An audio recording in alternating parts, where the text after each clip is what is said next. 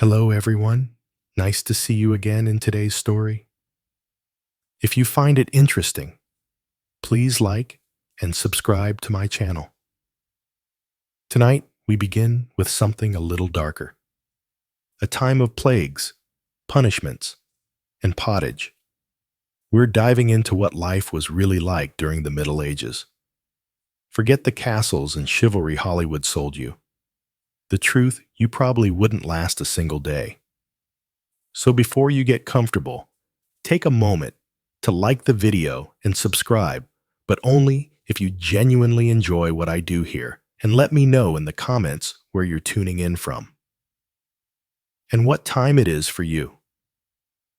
It's always fascinating to see who's joining us from around the world. Now, dim the lights, maybe turn on a fan for that soft background hum, and let's ease into tonight's journey together. Congratulations, you've just woken up in the year 1325. The good news, you're alive. The bad news, so are the fleas. Your bed is a half-rotted straw mattress stuffed with bugs and hay that smells like a barn floor because it was a barn floor 3 months ago. There's no memory foam, no pillows, and definitely no Egyptian cotton sheets. Just a wool blanket that hasn't been washed since last winter and now weighs roughly as much as a small cow from the accumulated grime.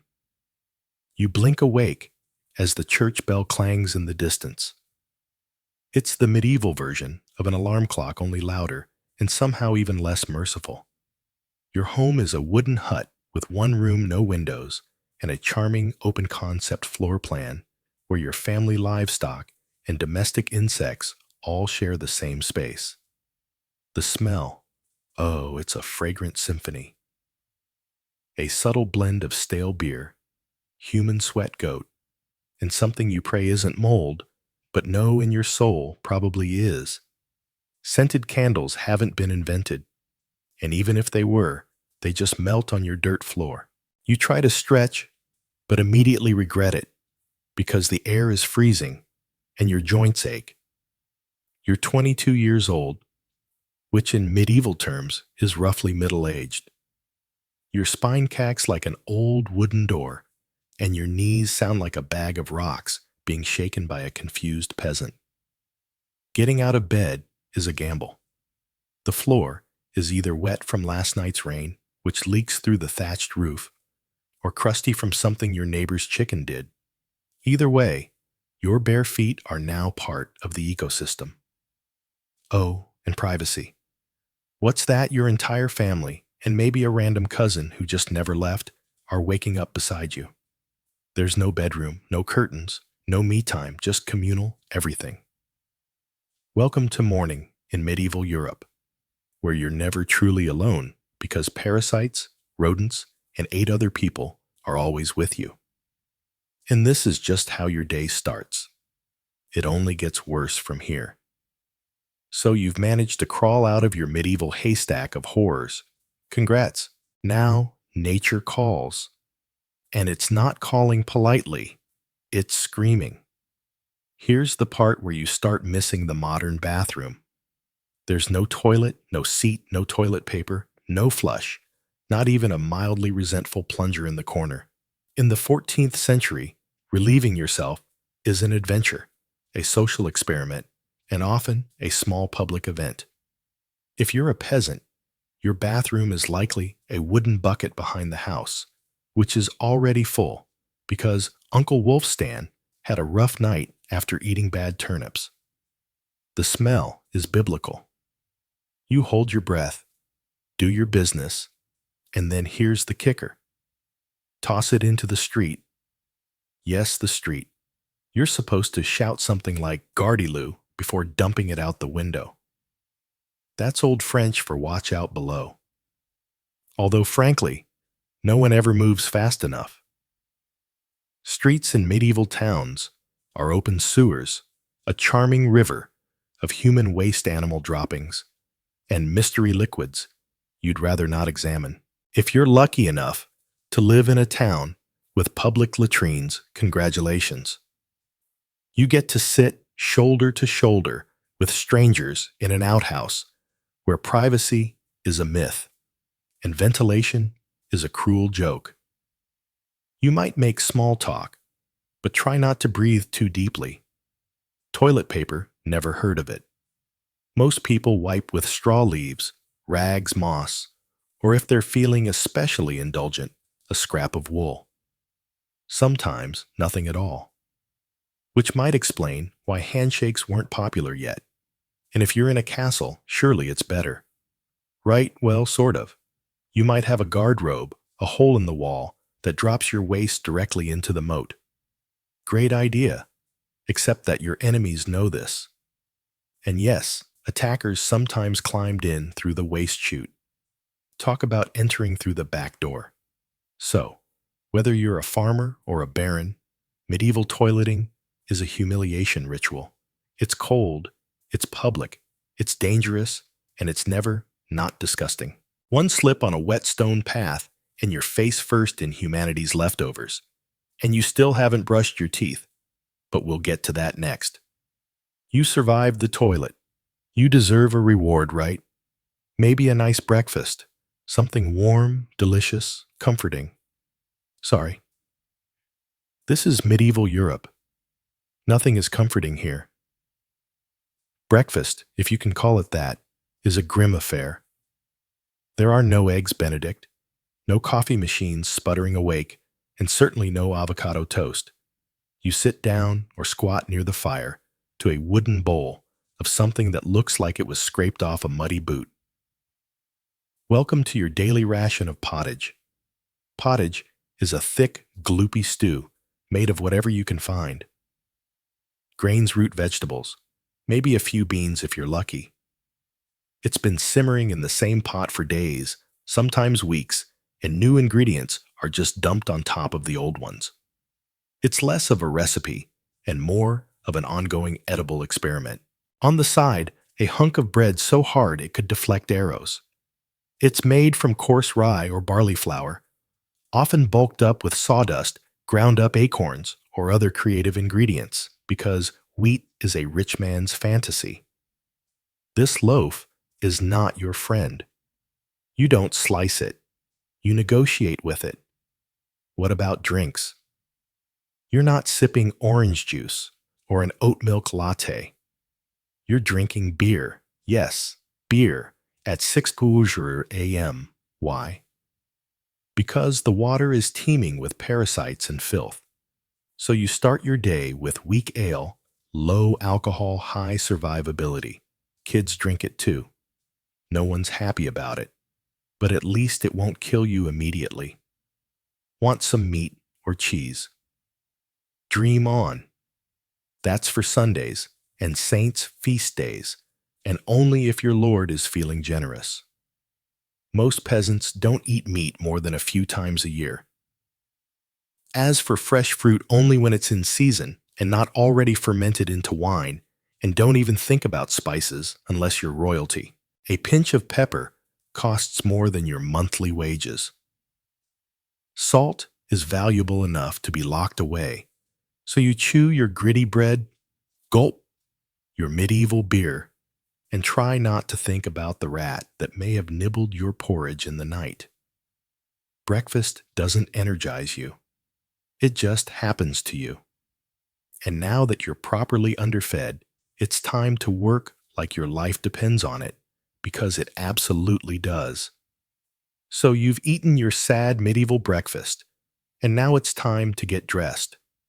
Not that it'll help. Your wardrobe consists of exactly one outfit. 1. It's a rough wool tunic or linen shift that you've worn every day for months, possibly years. There's no such thing as seasonal fashion.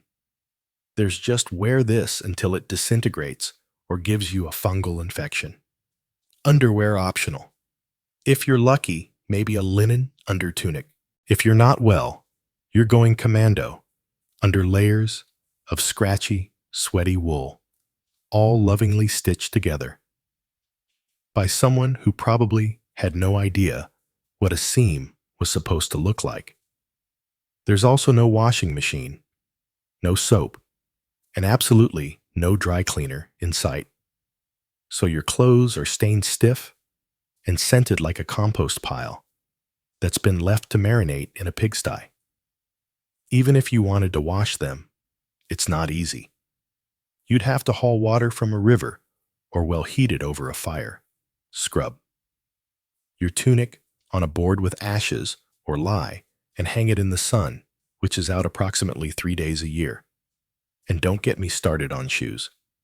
If you own any, they're made of untreated leather, barely stitched together, and offer as much arch support as a banana peel. Most peasants just go barefoot through mud, through dung, through medieval landmines, aka sharp rocks and disease puddles. All this means one thing. Your skin hates you. You itch constantly. Fleas, lice, and bed bugs live rent-free on your body. Everyone has them. Nobles, lousy monks, itchy children, walking insect farms. No one escapes. You'll be scratching your armpit with a wooden spoon while chatting with the local priest. And no one will even bat an eye. Your skin is raw from rubbing. Your scalp, a battlefield of bites. And if you develop a rash, well, too bad. There's no dermatologist, no hydrocortisone, no one to tell you it's probably scabies. You just keep on suffering. And if you're lucky enough to not get an infection, great. That rash will simply accompany you for the next 6 months like an unwanted medieval sidekick. Now that you're dressed in misery and wrapped in discomfort, it's time to head outside and start working yourself to death. Now that you're fully dressed in itches and damp wool, it's time to flash that morning smile. Except you don't. Because in the Middle Ages, smiling is a dangerous game, not emotionally dentally. There's no toothbrush, no toothpaste, no mouthwash, no floss. The concept of oral hygiene is about as popular as bathing, which is to say, not very. Some people might chew on a twig or rinse with wine or vinegar, but for the most part, your teeth are on their own, and they're not doing well. By the time you hit your mid-20s, your smile looks like something pulled from a haunted crypt. Cavities are rampant. Gums are swollen. And those aren't just food stains on your teeth. That's decay. You have more rot in your mouth than a medieval root cellar. Sugar, while not yet everywhere, is becoming more common among the rich. Imported at great cost, mostly used in small cakes or to show off wealth. If you're a noble, congratulations. You get to rot your teeth faster than the peasants. If you're poor, you'll do it slowly over time with fermented bread, gritty porridge, and years of hard chewing. Toothaches get used to them. They're like medieval weather, always there in the background. The kind of pain that makes you consider praying drinking or pulling the tooth out yourself with a pair of pliers. And that's not a joke. That was the actual treatment. Dentists didn't really exist, but barber surgeons did. Yes, the same guy who cuts your hair is also pulling your murs out by candlelight with an iron hook and zero anesthesia. Infected tooth. Hope you like fevers. Because without antibiotics, it can easily turn into sepsis and kill you from a toothache. That's right. The same thing that sends us to a pharmacy today could be your funeral in the 1300s. And there's no relief on the social front either. Kissing good luck. Halitosis, bad breath is everywhere. If you're single, you're not judged by your smile. You're judged by your land and your livestock. In short, your mouth is a battlefield. And it's losing the war. Now that your teeth are throbbing, let's head outside. Because your real job, the one that will break your back, is just getting started. Time to head to work. Except there's no office, no desk, no coffee break, and no chance of promotion. Your job, if you're like 90% of the population, is simple. Don't die while laboring for someone else's comfort. You're a peasant. Congratulations. That means you work the land that belongs to a lord who probably doesn't remember your name. You rise with the sun and stop only when it disappears behind the trees. Your tools, a wooden hoe, a rusty sickle, and whatever bones are still intact in your body. There's no weekend. There's no clocking out. There's only sunrise to sunset 6 days a week. Sunday is off, but only if you're not harvesting, fighting off raiders, or praying feverishly for your infected toe to stop turning black. The work is brutal. Fields are plowed by hand or with oxen if you're rich enough to afford one. You dig ditches, sow seeds, pull weeds, and carry water until your spine begins to resemble the letter S. No one cares if you're tired. No one's asking how your mental health is doing. If you're a woman, surprise. You don't just do field work. You also care for children. Clean, cook, spin, wool, feed animals, and pretend your husband's lice infestation isn't slowly migrating to your side of the bed. Children, they start helping out around age 5. No school, no toys, just a tiny wooden rake and a dream of one day not dying of the flu. And if you're one of the few who isn't a farmer, maybe you're a blacksmith, a tanner, or a cooper. Great. You still work with fire chemicals or animal guts all day in poorly ventilated sheds. The pay, basically, survival. The perks, occasional bleeding, break a bone too bad. Get a fever drink, some warm beer, and keep going. You can't afford to stop, not even for a day. Because if you don't work, you don't eat. And if you don't eat well, medieval Europe has a solution for that. It's called being replaced. So you grip your shovel, ignore the blisters, and keep digging. Because in the Middle Ages, your job isn't a career. It's a slow motion endurance test. Now that your back is on fire from laboring in the fields, let's talk about the weather. Because in the Middle Ages, temperature is less about seasons and more about ongoing punishment from the sky. Let's start with winter. There's no insulation, no central heating, and no weathering. Just wooden walls, with gaps you could throw a chicken through. Your windows covered with cloth, not glass. The fire in the hearth, nice in theory. But you don't have enough firewood to keep it going because wood is expensive and gathering it from the forest is sometimes illegal. Yes, you can be executed for picking up the wrong stick from the wrong forest. You bundle up in your one damp wool tunic huddle near the dying embers and still wake up with your nose frozen. Your feet permanently cold, often damp. Your fingers so stiff they feel like tiny medieval popsicles. Frostbite isn't diagnosed. It's just called bad luck. Now fast forward to summer. Sounds better, right? Wrong. In summer, your home turns into a clay oven. There's no fan, no cross breeze, and absolutely no deodorant. You sweat through your layers, but you can't remove them because showing too much skin is scandalous and also invites sunburn, insect bites, and social judgment. The flies are out in full force, attracted to your unwashed body and the smell of last week's goat stew that's still fermenting in the corner. Mosquitoes buzz by your ear while you sleep, assuming you can sleep through the sound of your neighbors yelling and babies crying. In the fields, the sun bakes you. No sunblock, no hat, unless you fashioned one out of straw like a desperate scarecrow. And the worst part, you still have to work. Heat stroke is just called taking a bad turn.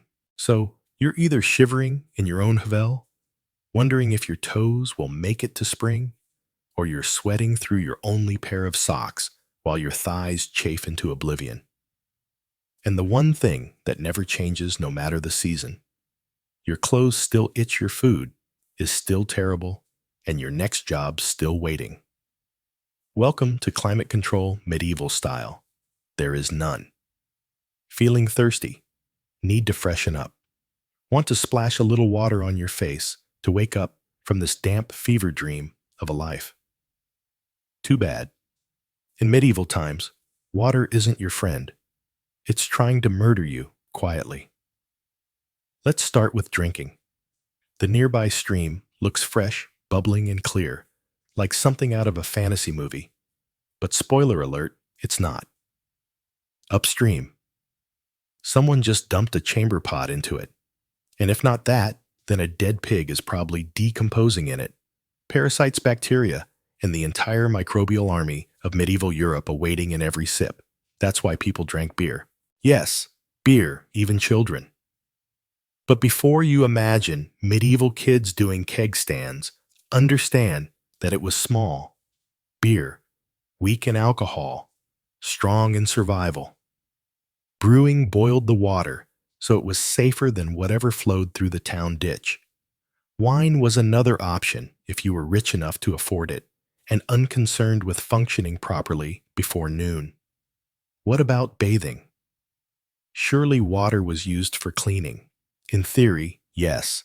In practice, absolutely not. See, back then, people believed bathing actually opened your pores and let the disease in. That's right. Washing yourself was considered medically risky. You were cleaner, apparently, if you never removed the protective layer of filth caked onto your skin. Communal bathhouses did exist, but they quickly gained reputations as places for gossip scandal and sometimes full-on medieval extracurriculars. So naturally, the church got involved and shut many down. Even if you did want to bathe, it was a full production. You'd need to fetch water from the well, boil it over a fire, fill a wooden tub that leaked, and then pray no one else in the house used it before you, or worse after.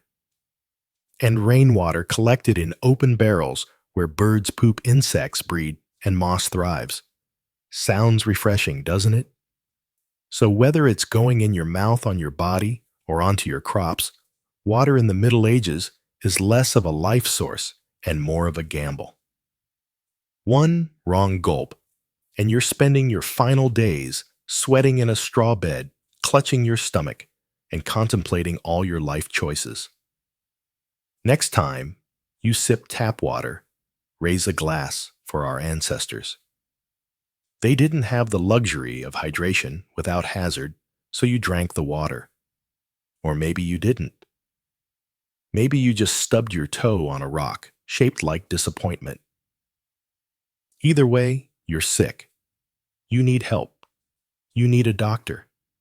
Too bad you live in the Middle Ages, where medicine is really just polite torture with a theology degree. Let's start with the diagnosis. Everything wrong with you. Whether it's a cough rash, broken bone, or the creeping plague is caused by your humors being out of balance. The four humors were blood, phlegm, yellow bile, and black bile. According to medieval science, your health depends on keeping them balanced, like some sort of internal soup. Got a fever? Too much blood. The answer: bloodletting. That's right. Let's drain your life force into a bowl, using a dull blade or a hungry leech. And yes, barbers were often the ones doing it. Imagine getting a haircut and a hemoglobin extraction in one sitting. 2 for one baby. Feeling sad or anxious? That's clearly an excess of black bile. The cure: laxatives. Maybe a warm herbal purge, or just prayers and a cold compress while everyone avoids eye contact with you and starts carving your coffin. Now, if you break a bone or get a nasty wound, you're in real trouble. There's no anesthesia, unless you count passing out from pain. Surgery is done with knives that haven't been cleaned since the Crusades. Tools are heated over fire, not for sterilization, but because they just look scarier that way. Antibiotics centuries away. Germ theory not invented yet, They think disease comes from bad air, or God being annoyed with your moral failings. Got a stomach ache. Must have been your sinful thoughts. Hope you like confessing while vomiting. If your condition gets worse, you'll be treated with more leeches, possibly some crushed beetles, and a priest at your bedside giving last rites just in case. At this point, they're preparing for the cure known as death. And if by some miracle you recover, everyone just assumes God took pity on you. The doctor takes full credit, and the leech gets promoted. So yes, in the Middle Ages, medicine is less about healing and more about surviving the cure. After a long day of labor lice and leeches, it's finally time to eat. You shuffle back to your hovel stomach, growling, ready for the one joy left in life, a warm meal. Bad news. Your meal is probably trying to kill you. Let's begin with the basics. Food preservation doesn't really exist. There's no fridge, no freezer, just salt smoke, or the hope that winter air keeps things fresh. Your meat, if you're lucky enough to have any, has been hanging for days covered in flies, marinated in questionable brine, and possibly shared with a rat or two. Bread is the cornerstone of the medieval diet, but even that isn't safe. In bad harvest years, desperate peasants bulk it up with bark sawdust or even clay to make it stretch. And if it's rye season, there's a bonus. Ergot, a fungus that causes convulsions, hallucinations, and sometimes death. It's like eating bread laced with LSD and tetanus, vegetables only if they're in season. And you know what's always in season: turnips. So many turnips. Boiled, mashed, or floating in pottage, which, if you remember from Chapter 3, is basically a hot swamp of mystery ingredients that's been simmering since your great-grandfather's funeral. Fruit might be available in the fall, but it rots quickly, and sugar is rare, expensive, and hoarded by the rich to show off their blackened teeth. Dairy is another gamble. Fresh milk spoils in hours. Butter and cheese fare better, but they're loaded with bacteria. People eat them anyway, because frankly, it's either that or chew your boodle leather. And let's talk about seasoning. Spices like pepper, cinnamon, or nutmeg, worth more than gold. For the average peasant, flavor comes from onion salt if you're lucky in pain. Most meals taste like wet burlap sprinkled with sadness. But food isn't just a health hazard. It's a political one. Game animals belong to the Lord, not you. Caught poaching a rabbit, you could be fined, imprisoned, or even executed. That's right. Your dinner could get you hanged. So as you sit down to eat your gray stew by flickering firelight, remember every bite is a risk. But you eat anyway. Because in the Middle Ages, food doesn't nourish. It tests you. It's evening now. You've worked, suffered, and barely digested your suspicious stew. You might think the day is winding down, but don't get too relaxed, because God is watching. So is the priest, and so is your neighbor Agnes, who will absolutely rat you out if you miss Mass. In medieval Europe, religion isn't just part of life, it is life. The church controls your calendar, your laws, your education, if you can read your birth, marriage, death, and everything in between. Think of it as your spiritual landlord, and you're always behind on rent. Every day is structured around prayer bells. The town church bell rings in the morning, noon, and night, not because people need reminders, but because missing prayer is a sin. Forget to bow. Sin. Eat meat on a Friday. Sin. Think about your neighbor's wife in that one dream double sin. And yes, hell is very real. Vividly real. Priests describe it in glorious detail. Rivers of fire lakes, of boiling blood demons, with pitchforks and eternal wailing. If the plague doesn't scare you, eternal damnation definitely will. You can't read the Bible yourself because it's written in Latin. a language reserved for monks' clergy, and that one noble kid who's too good for dirt. You rely on the church to interpret everything for you. That means if the priest says your crop failure is because you didn't pray hard enough, well, time to kneel harder. Tithes, a tenth of everything you own, are mandatory. If you grow wheat, you give wheat. If you raise chickens, you give eggs. If you have nothing, congratulations. You're spiritually bankrupt and financially doomed.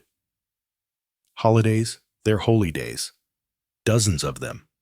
And while they offer breaks from labor, they're not for fun. Therefore, attending Mass, fasting, confessing sins, and reminding yourself that joy is a dangerous indulgence. Questioning the church is dangerous. Heretics are burned, witches are drowned, blasphemers are flogged, and skeptics are quickly reformed. So you go through the motions.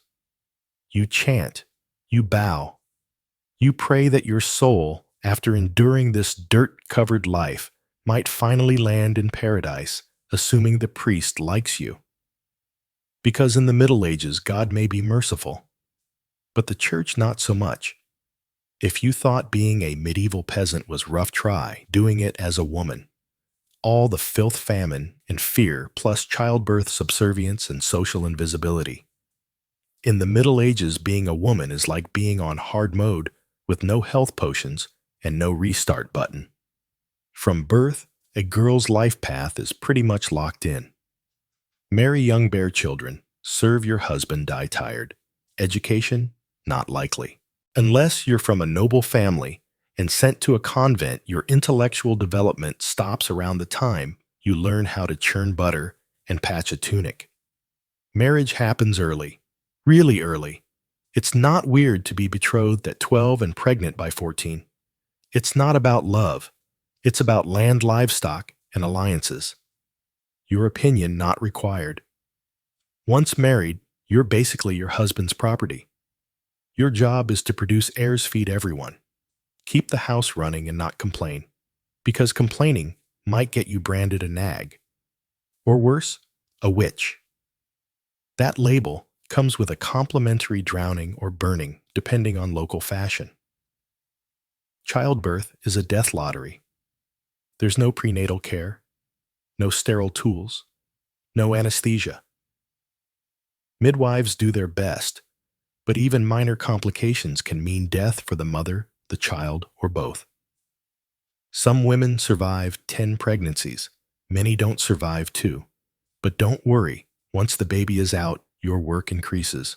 Now, you have a screaming infant in a lice-ridden hut, and you're expected to nurse, cook, clean, and still help in the fields. You don't get a break. You are the break for everyone else. If you're unmarried, you're suspicious. If you're widowed, vulnerable. If you're outspoken, dangerous. Women who didn't conform were often accused of witchcraft, especially if they had herbal knowledge, a strong personality, or just looked at someone funny on a rainy Tuesday. Even in the church, your role is limited. Nuns lived under strict rules, no speaking without permission, no freedom of movement, and your spiritual worth, always ranked below men. In short, if you're a woman in the Middle Ages, you're expected to endure, obey, reproduce, and suffer in silence, ideally while smiling. Because even in a time of universal suffering, women were somehow expected to suffer gracefully. So far, you've battled filth, starvation, social injustice, and possibly a goat. But just when you think your day can't get any worse, here comes violence. Loud, bloody, and often completely acceptable by medieval standards. Let's be clear. The Middle Ages were not peaceful. The idea of law and order mostly meant hope. The local lord isn't in a bad mood. Violence is everywhere. In the home, in the streets, on the battlefield, in church disputes, and sometimes in line at the communal bread oven, crime is common, punishment is brutal, and justice is more performance art than protection. Steal a loaf of bread. You could lose a hand accused of lying. Your tongue might get pierced. Gossip too much. Meet the scold's bridle. A metal mask strapped to your head with a bar in your mouth. For correction, of course. Let's say you're accused of something serious. Heresy, theft, witchcraft. How do you prove your innocence? By being tortured, obviously. Welcome to Trial by Ordeal. One version, you stick your hand in boiling water to retrieve a stone. If it heals without infection, in 3 days, you're innocent. If not, you're guilty. Another option, you're tossed into a river. If you sink, you're innocent and probably dead. If you float, you're guilty and will be punished anyway. It's like a medieval game show where the prize is survival and the host is actively rooting against you. And if you're sentenced to death, that's a public event. Executions are performed in front of cheering crowds, hangings, beheadings, burnings. Sometimes people bring snacks. It's the medieval equivalent of cable TV. Domestic violence, completely normal. Husbands were allowed, even expected, to discipline their wives and children. Street fights commonplace. You could be beaten just for looking the wrong way at a noble's horse. And war always simmering. Local feuds, territorial disputes, religious crusades. Someone's always marching off to stab someone else in the name of honor god or boredom. Violence isn't a breakdown of society in the Middle Ages. It is society. Everyone lives with the constant knowledge that life is fragile. Justice is arbitrary, and your neighbor might bash your head in over a pig. So walk carefully. Keep your eyes down, and never trust anyone with a club. At this point, you've made it through the lice, the leeches, the laundryless misery, and the looming threat of public disembowelment. But now comes the final chapter of most medieval lives, an early and unglamorous death. If you're alive and still breathing past the age of 40, you're practically a celebrity. You might even be referred to as the Old One, which is less of a nickname and more of a statistical miracle. Let's break it down. The average life expectancy hovers around 30 and 40 years. But that number is dragged down heavily by infant mortality. Nearly half of all children died before reaching age 5. Disease, malnutrition, or one bad winter was all it took. No vaccines, no antibiotics, no hope. If you survived childhood, you entered adulthood already exhausted. Work began as soon as you could walk upright, and by 25, your joints creaked like a monastery door. You might be missing several teeth a finger and most of your original optimism. Women faced a particularly deadly gauntlet: childbirth. It was one of the leading causes of death for medieval women. No pain relief, no medical intervention, just prayer, hot water, and someone holding your hand while you bled out on a straw-stuffed cot. For men, the dangers were different, but equally relentless. Farming accidents, infections from minor wounds, a neighbor's drunken rage, a crusade gone sideways.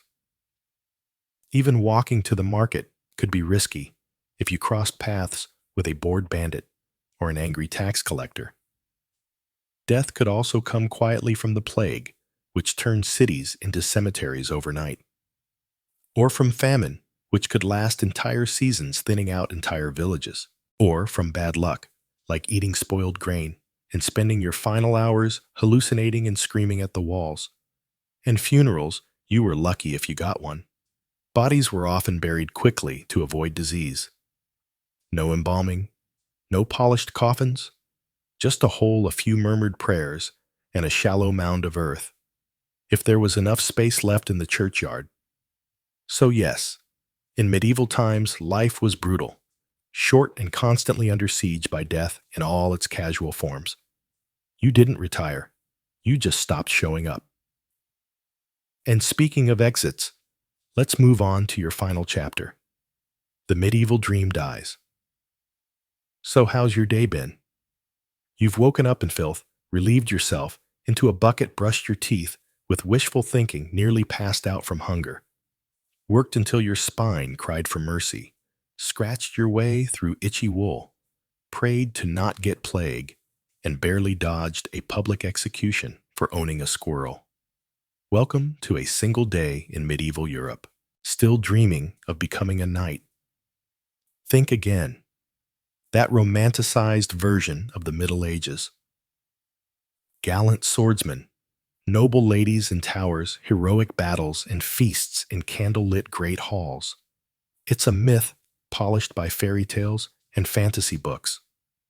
In truth, the medieval world was gritty, cruel, and deeply unfair. Hierarchy was everything. If you were born poor, you stayed poor. If you were born rich, congratulations. You had a better chance of surviving. But you were still one bad soup away from dysentery and a hasty burial. Even the nobles weren't immune to misery. Castles were drafty stone refrigerators filled with fleas smoke and politically motivated marriages. Sure, you had a fur cloak and a goblet of wine, but also a 50% chance of dying in a skirmish or from an infected splinter. Not exactly luxury, the simpler times weren't simple. They were relentless. Everything took longer. Everything hurt more. Everything from childbirth to chewing came with consequences. Life was survival, not leisure. And if you did find a quiet moment to think, to dream, to imagine something better, there wasn't much you could do with it. No upward mobility, no modern medicine, no internet to Google. What's this weird rash? You lived, suffered, worked, and died within a 10-mile radius of where you were born. But here's the wildest part. Through all of this, people still laughed, sang songs, told stories, fell in love, and found meaning. Not because life was easy, but because humans are stubborn like that. Even in the darkest chapters, they made space for light. So tonight, when you slip into your clean bed with indoor plumbing, antibiotics, and central heating, maybe say a quiet thank you to the modern world and to your ancestors who fought rats, famine, and feudalism so you wouldn't have to. Long before she was Catherine the Great, Empress of all Russia, mistress of reform and icon of ambition, she was simply Sophie. Born Sophie Federica Augusta von Anhallurst in 1729, she was the daughter of a relatively obscure German princely family. Her tiny douche in Pomerania offered little in terms of power, but Sophie herself, she had something no title could provide. Razor-sharp intelligence, relentless charm, and a quiet burning hunger for greatness. Her upbringing was strict. Her mother Johanna was cold and calculating, not a warm, nurturing figure, but a social climber obsessed with status. Sophie's father, a Prussian officer, was more distant than disciplinary. From a young age, Sophie learned to walk the fine line between obedience and cunning. She read voraciously, spoke multiple languages, and learned how to observe a room before speaking in it. Skills that would soon become survival tools in one of Europe's most brutal courts. When the Russian Empress Elizabeth Petrona began searching for a wife for her heir, Grand Duke Peter, she looked beyond Russia's borders. Peter himself was of German descent, and Empress Elizabeth believed a foreign bride, pliable and grateful, would be easier to control. Sophie fit the bill perfectly. Noble blood, Lutheran faith, which she'd be forced to abandon, and a reputation for both grace and humility. At just 14 years old, Sophie was summoned to Russia. She arrived in the freezing capital of St. Petersburg in 1744, wearing thin German fabrics and a diplomatic smile. Her mother pushed her forward like a chess piece. Sophie, however, had her own game in mind. To become acceptable in Russian society, she converted to Orthodoxy, taking the name Ekaterina Alexa Catherine. The ceremony was public, symbolic, and life-altering. She wasn't just changing religions. She was burning the bridge behind her, stepping into a foreign empire with no way back. No one watching that quiet teenage girl in a fur-trimmed coat could have predicted what would come next. Betrayal, revolution, enlightenment, and empire. But from the moment Sophie stepped foot in the Russian court, she stopped being a pawn and began planning how to become a queen. Catherine's marriage to Grand Duke Peter was meant to secure her place in Russian royalty. But from the very beginning, it felt more like a cage than a crown. Peter, heir to the Russian throne, was not the dashing prince of fairy tales. Awkward, immature, and obsessed with toy soldiers, he was far more interested in playing war games in his chambers than governing an empire or showing affection to his new wife. Some accounts even suggest he refused to consummate the marriage for years. He idolized Frederick the Great of Prussia and resented the Russian court that had adopted him. In contrast, Catherine embraced Russia with a fierce determination. She learned the language, studied its history, and memorized Orthodox rituals. She wanted to belong. Peter wanted to escape. This mismatch wasn't just emotional, it was political. The Russian court was a viper's nest of gossip, paranoia, and brutal power games. Empress Elizabeth still ruled with absolute authority, but her health was in decline.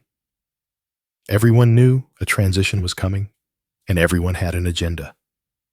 Catherine was watched constantly. Her letters were read, her friendships monitored, and her every move scrutinized. She couldn't trust her husband, her mother, who was still whispering in her ear on behalf of foreign interests, or even her servants.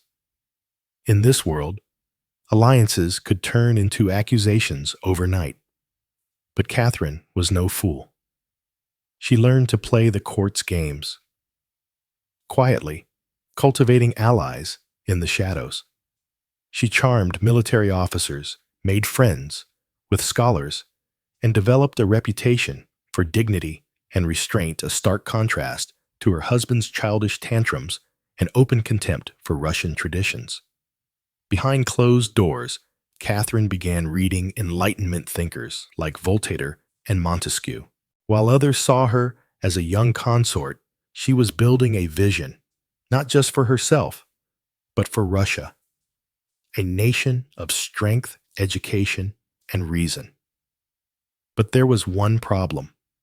The longer Peter lived, the longer Catherine remained in limbo, a powerless wife to a man unfit to rule. So she waited, observed, and planned. She knew the Russian throne wouldn't be inherited. It would have to be taken. In 1762, after nearly 2 decades of waiting, watching, and quietly maneuvering, Catherine saw her moment and seized it with breathtaking precision. Empress Elizabeth had died, and Peter III, was finally Tsar. But his reign began unraveling almost immediately. In just a few short months, Peter alienated the church, offended the nobility, insulted the army, and lavished praise on Prussia-Russia's longtime enemy. He reversed key policies, humiliated the clergy, and talked openly about divorcing Catherine to marry his mistress. The court, already wary of his erratic behavior, turned cold. The army, filled with generals loyal to Catherine, grumbled in corridors. Even ordinary Russians, devout and patriotic, saw Peter as a foreign puppet who mocked their traditions. Catherine, watching all of this unfold, made her move.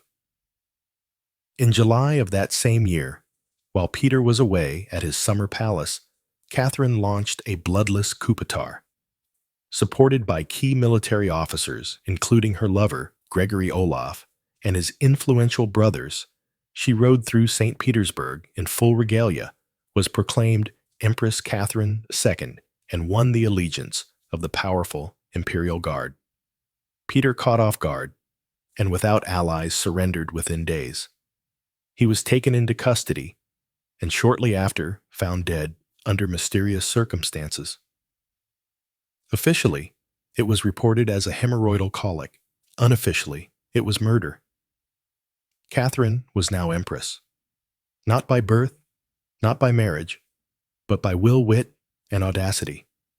It was unprecedented. A foreign bee-born woman with no legitimate claim had taken the Russian throne without a single battle. But her real challenge was just beginning. She had to transform that bold grab for power into a lasting legacy. Would Russia accept her? Would the nobility respect her? Could she hold the empire together without falling victim to the same fate as her husband Catherine, understood that power gained through intrigue could be lost just as easily? She needed to rule not as a schemer, but as a visionary. And so began her transformation, from a careful conspirator to a reforming empress. One who would redraw borders, embrace the Enlightenment, and redefine what it meant to be a woman in power. Once Catherine had the crown, she could have rested on her power. But she didn't. She had something bigger in mind than simply sitting on a throne. She wanted to transform Russia, and not just militarily or politically, but intellectually. While Peter had worshipped Frederick the Great and toy soldiers, Catherine idolized Voltaire, Diderot, and the bold thinkers of the Enlightenment.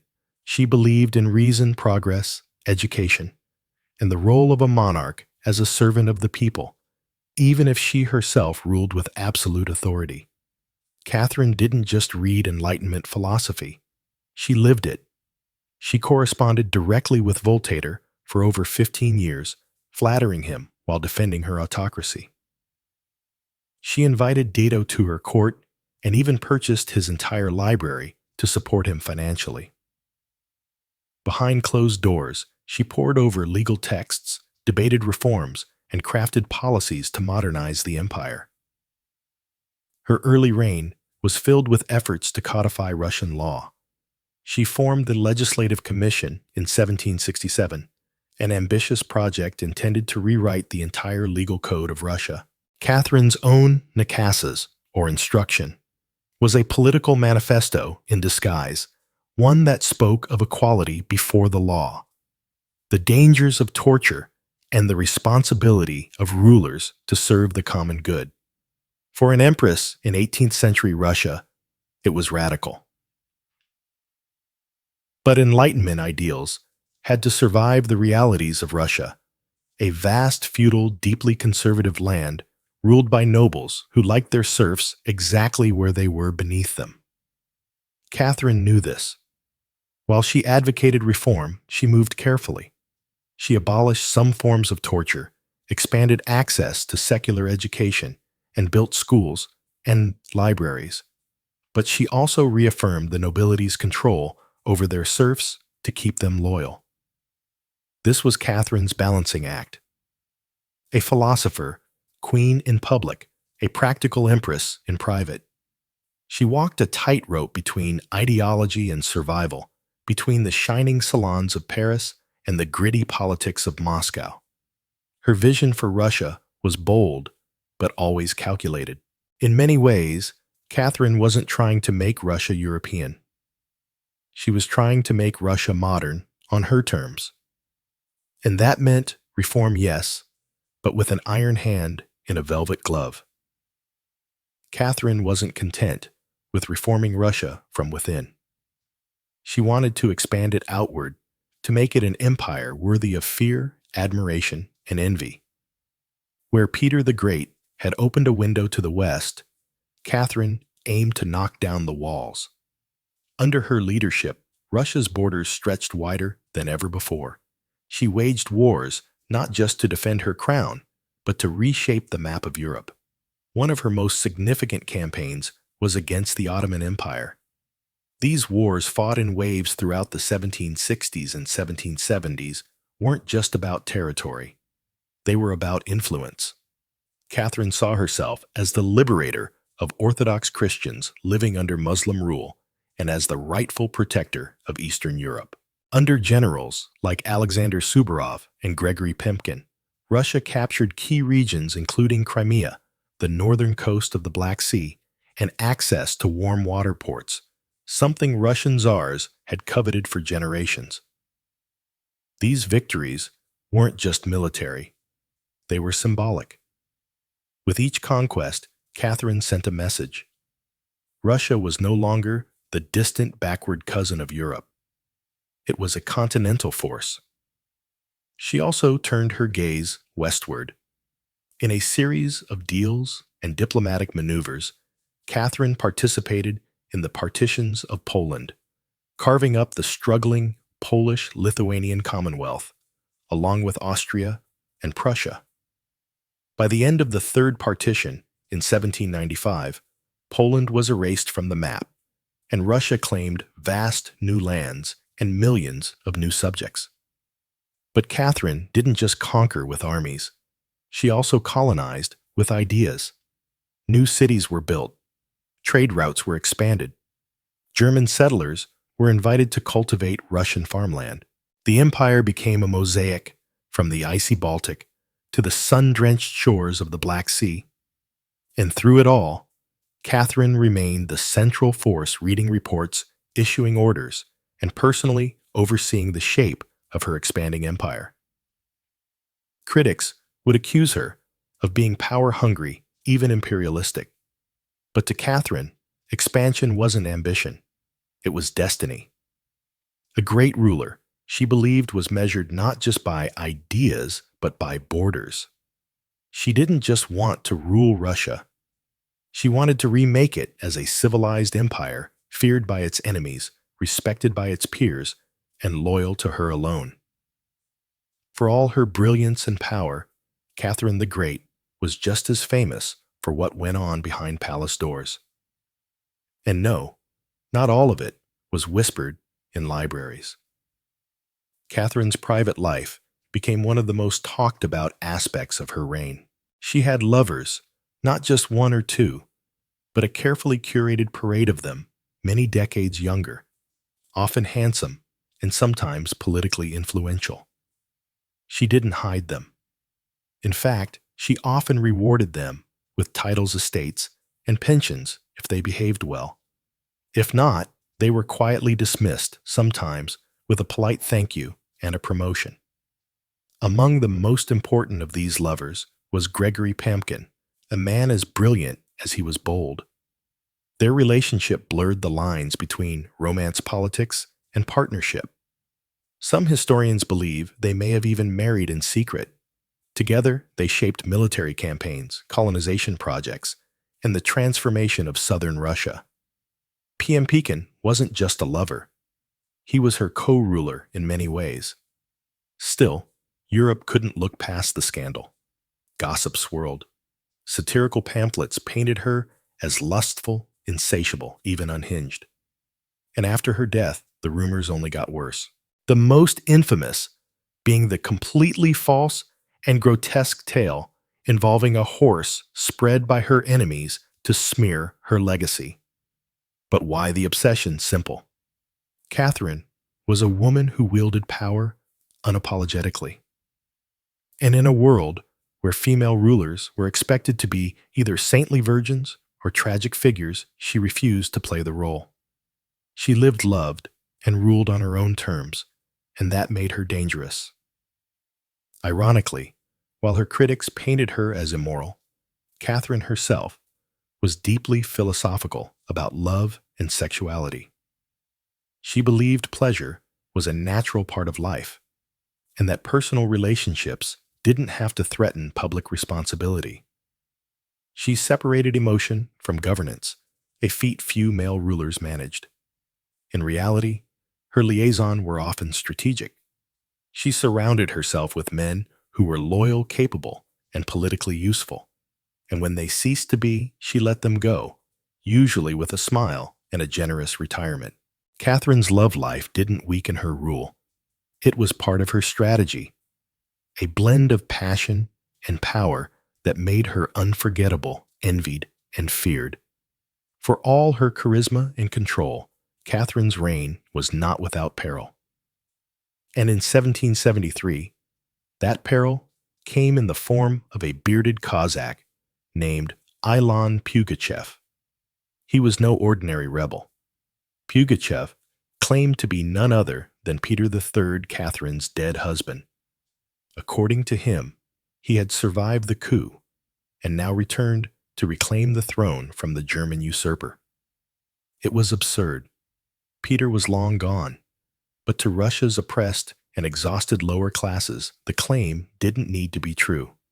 It just needed to offer hope. Pugachev promised liberation, an end to serfdom, lower taxes, and land for the common people. His words lit a fire across the Volga River region, especially among Saxe peasants and old believers. In a time when the gap between nobles and serfs had widened brutally, his promises sounded like salvation. The Pugachev Rebellion became the largest peasant uprising in Russian history. Towns were taken, fortresses fell, nobles were slaughtered. For a terrifying moment, it seemed as if the empire itself might fracture. Catherine was shaken. This wasn't a foreign war she could win with cavalry and treaties. This was a revolt from within her own people rising against the system. She ruled, but Catherine didn't panic. She acted. She dispatched professional military forces to crush the rebellion ruthlessly. Pugachev's forces were defeated in 1774. He was captured, displayed in an iron cage, and eventually beheaded in Moscow, a public warning to all who dared follow. Afterward, Catherine doubled down on order and control. Her dreams of liberating the serfs quietly faded into silence. The rebellion had shown her the limits of enlightenment in a country still shackled by feudalism. She now leaned harder on the nobility, who offered loyalty in exchange for absolute control over their serfs. This was a turning point. The empress, who once quoted Voltaire, now prioritized stability over philosophy. Reform became cautious. Surveillance increased. Rebellion, even whispered, was to be stomped out before it had breath. Pugachev may have lost his head, but he left behind a warning that haunted Catherine. That power, built on inequality, could only hold so long before the storm came crashing through. By the time Catherine the Great approached the final years of her life, she had ruled Russia for over 3 decades, longer than any female ruler in Russian history. From the moment she seized power, she had defied expectations, reshaped her empire, and redefined what a woman and a monarch could be. Under Catherine's reign, Russia became a true European powerhouse. Its territory expanded by over 200,000 square miles, swallowing Crimea, parts of Poland, and stretches of the Black Sea coast. These weren't just military wins. They were strategic pivots, securing warm water ports and reshaping trade. But her legacy wasn't only drawn on maps. Catherine left a cultural mark as well. She helped found the Hermitage Museum, amassed one of the greatest art collections in Europe, and corresponded with the greatest minds of the Enlightenment. Her court became a center of sophistication, art, and intellectual ambition. In a country often viewed as backward by Western Europeans, Catherine put Russia firmly on the cultural map. She modernized education, founding schools for girls, and promoted the printing of books. She introduced smallpox inoculation to Russia, even publicly receiving the vaccine herself, an act of scientific bravery in her time. Yet her reign was also one of contradictions. While she admired Enlightenment ideals, she never freed the serfs. In fact, she extended serfdom deeper into Russia's territories. Her reforms, while impressive, remained mostly top-down, designed to polish the empire without truly transforming its foundations. Still, Catherine's rule brought stability and ambition. She understood that power was not inherited. It was crafted, managed, and constantly defended. She ruled not by divine right, but by force of will, political brilliance, and relentless calculation. She was called many things: a user, a tyrant, a reformer, a seductress. But above all, she was effective. When she died in 1796, Russia was wealthier, larger, and more formidable than it had been in centuries. She left behind a throne, secure, an empire expanded, and a legend that would endure for centuries. Catherine didn't just reign. She ruled with intellect, strategy, and an unapologetic grip on history. And in doing so, she became more than an empress. She became a myth. For all her power expansion and enduring legacy, Catherine the Great was still at her core, a woman navigating a man's world and reshaping it in her image.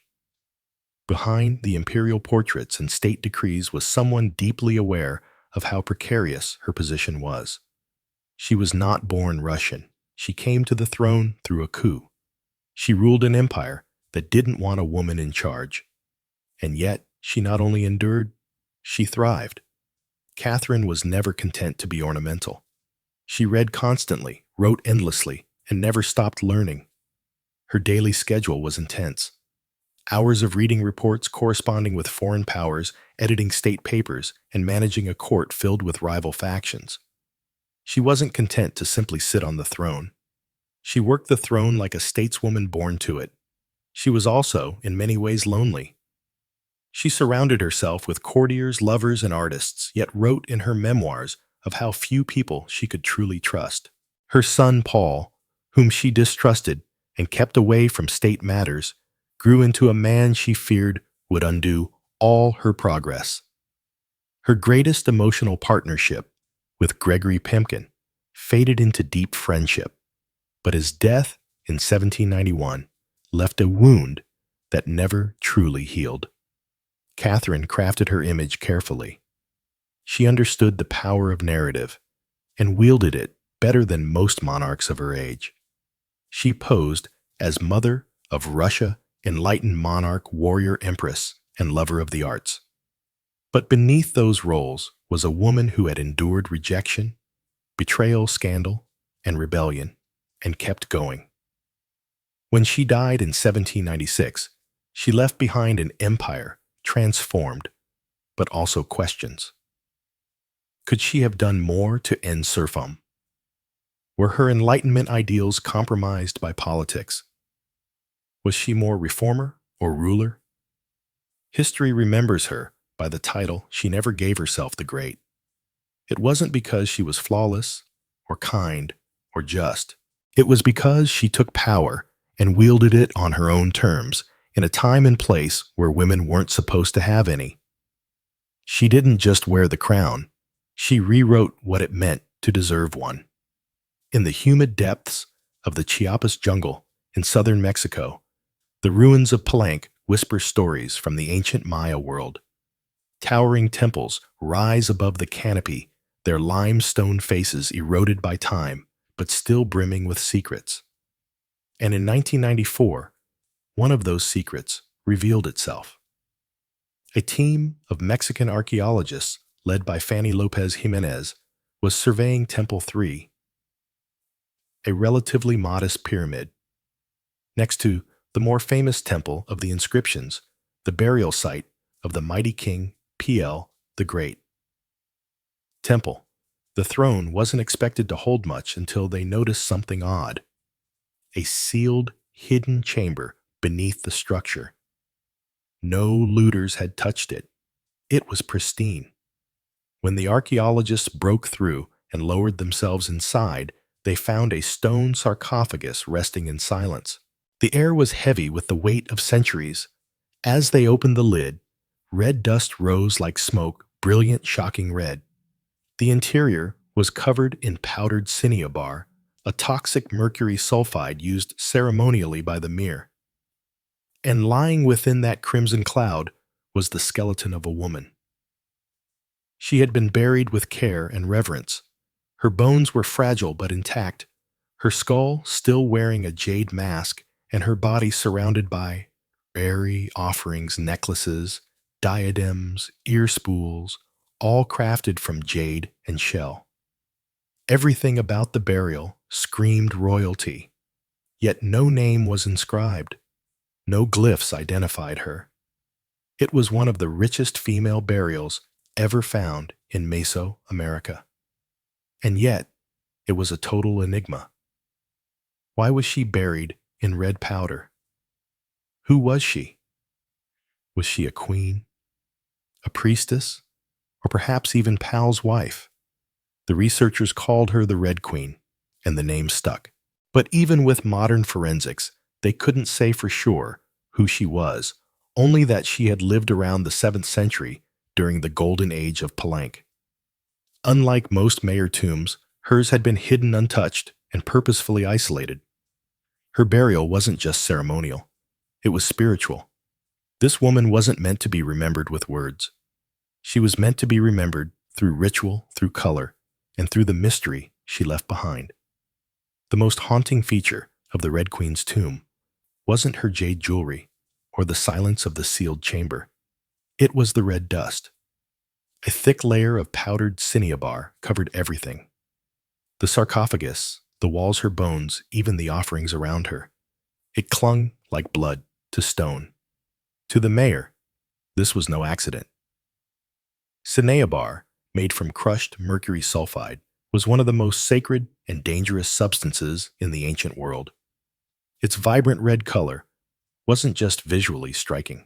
It symbolized blood rebirth and the life force that connected the human and divine realms. Red was sacred. It was the color of sunrise, of sacrifice, of life emerging from death. And it wasn't just symbolic, it was spiritual. Covering the dead in cinnabar was a ritual meant to transform the body, preserving it not for eternity, but for transition. In Maya belief, death wasn't the end. It was a passage, a crossing into another cosmic layer. And so the Red Queen, whoever she was being prepared not just for burial, but for deification. But there's another layer to this. Cinnabar is toxic. Repeated exposure can lead to mercury poisoning, tremors, hallucinations, even death. The Mer likely didn't understand the chemistry, but they felt its potency. It was volatile, powerful, dangerous. To bathe the corpse in it was to declare this person was no ordinary mortal. In Palenque, very few were buried with cinnabar. Pal the Great, the mighty king, whose pyramid dominates the site, was one. His body, like hers, was also saturated in the red powder. That detail alone drew speculation. Was the Red Queen his wife, his mother, or someone of equal, divine status? Her skull had been placed on a layer of jaguar skin, another sacred symbol. Around her bone needles, obsidian blades, and miniature jade figurines hinted at rituals performed either during her life or in her honor at death. Every part of her burial told a story without words, a story of power cloaked in secrecy. A woman prepared to cross into the underworld, not in silence, but in ceremony, drenched in the color of sacrifice. Surrounding the Red Queen's crimson, drenched remains was a world of silence, broken only by the gleam of jade shell and obsidian. These were not mere ornaments. They were offerings, each one carefully chosen to accompany her on the journey to the Maya afterlife, the Xibalba. At her sides were jade necklaces, heavy and cold, their polished surfaces still radiant after 300 years underground. Jade was not just beautiful, it was sacred. The Maya considered it a symbol of eternal life. It represented the green of maize, the vitality of the jungle, and the breath of the gods. Only the elite were buried with jade. For the Red Queen, it covered her chest, wrists, and ears, a clear sign that in life she wielded influence, perhaps even divine favor. One of the most haunting objects was the jadeirary mask placed delicately over her face. Unlike the golden death masks of Egypt, this one was subtle, constructed from dozens of tiny mosaic tiles arranged to mimic the contours of her skull. The mask served a ritual function to protect the soul, to preserve identity, and to present her as divine in the eyes of the gods. Scattered near her bones were bone needles, obsidian blades, and shell artifacts. These could have been tools of ritual or symbols of her status as priestess healer or royal matriarch. One bone pin was engraved faint but purposeful, a small echo of her voice lost to time. At her feet and along the edges of the tomb were ceramic vessels still sealed, likely once filled with offerings, food, drink, or incense to sustain her spirit beyond death. The mayor believed the afterlife was a journey, dangerous, layered, filled with challenges. These items weren't luxuries, they were necessities. To modernize the tomb feels intimate, not overloaded, but intentional. There was no gold, no chariots, no pomp, just items chosen with spiritual weight. It was a map for the soul. Through these treasures, we glimpse how the mayor understood death not as finality, but as a transition of power. The Red Queen wasn't buried to be forgotten. She was being prepared to ascend. For all the grandeur of her tomb, the Red Queen left behind one haunting void. No name, no inscriptions adorned her sarcophagus. No glyphs on the walls identified her. She was clearly someone powerful. But who? From the moment her tomb was opened, scholars began trying to connect the dots. The most compelling theory that the Red Queen was Zakbu-Ar, the wife of Kinich Janab Paul, known today as Pal the Great, the most famous ruler of Palenque. Zakbu-Aha was more than just Pal's consort. She was born into nobility and married into Palenque's royal dynasty at a young age. She bore at least 3 sons, all of whom held high status, and she played a key ceremonial role during her husband's reign. If anyone could be buried with such honor, it was her. Supporting this theory was the tomb's location, just a few feet away from Pal's own grand burial in Temple of the Inscriptions. The proximity suggests a deliberate pairing, husband and wife rulers, even in death. And then there's the Cinnabar. Only 2 burials in Palenque were found with such intense Cinnabar coverage: Pal and the Red Queen. It's unlikely this was coincidence. But here's where the mystery deepens. DNA tests were conducted on both sets of remains in hopes of confirming the connection. But the results inconclusive. The woman's bones showed no direct maternal link to Pal. But that didn't rule out a spousal relationship. After all, marriage does not require shared blood. Some have argued she could have been Sakuk Pal's powerful mother, who ruled Palenque before he came of age.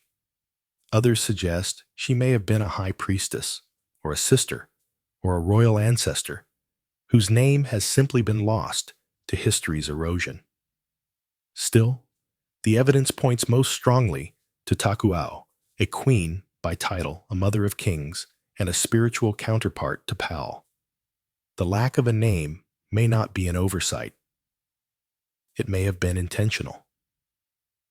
In Maya cosmology, the soul lived on, not through monuments, but through ritual symbol and the whispers of the earth. And so the Red Queen remains suspended between legend and truth. A woman who ruled, remembered not in stone but in scarlet and silence. To understand the Red Queen, we must understand the world she came from.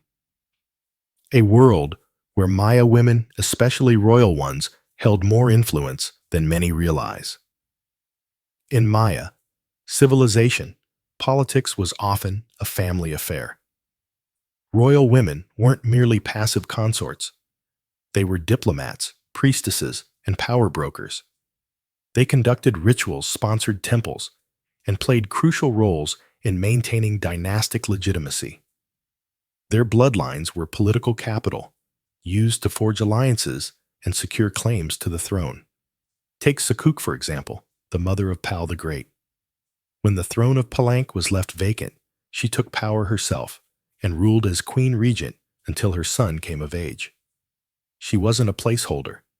She was a ruler in her own right, issuing decrees and overseeing construction projects. Without her, Pal may never have risen at all. And she wasn't an anomaly.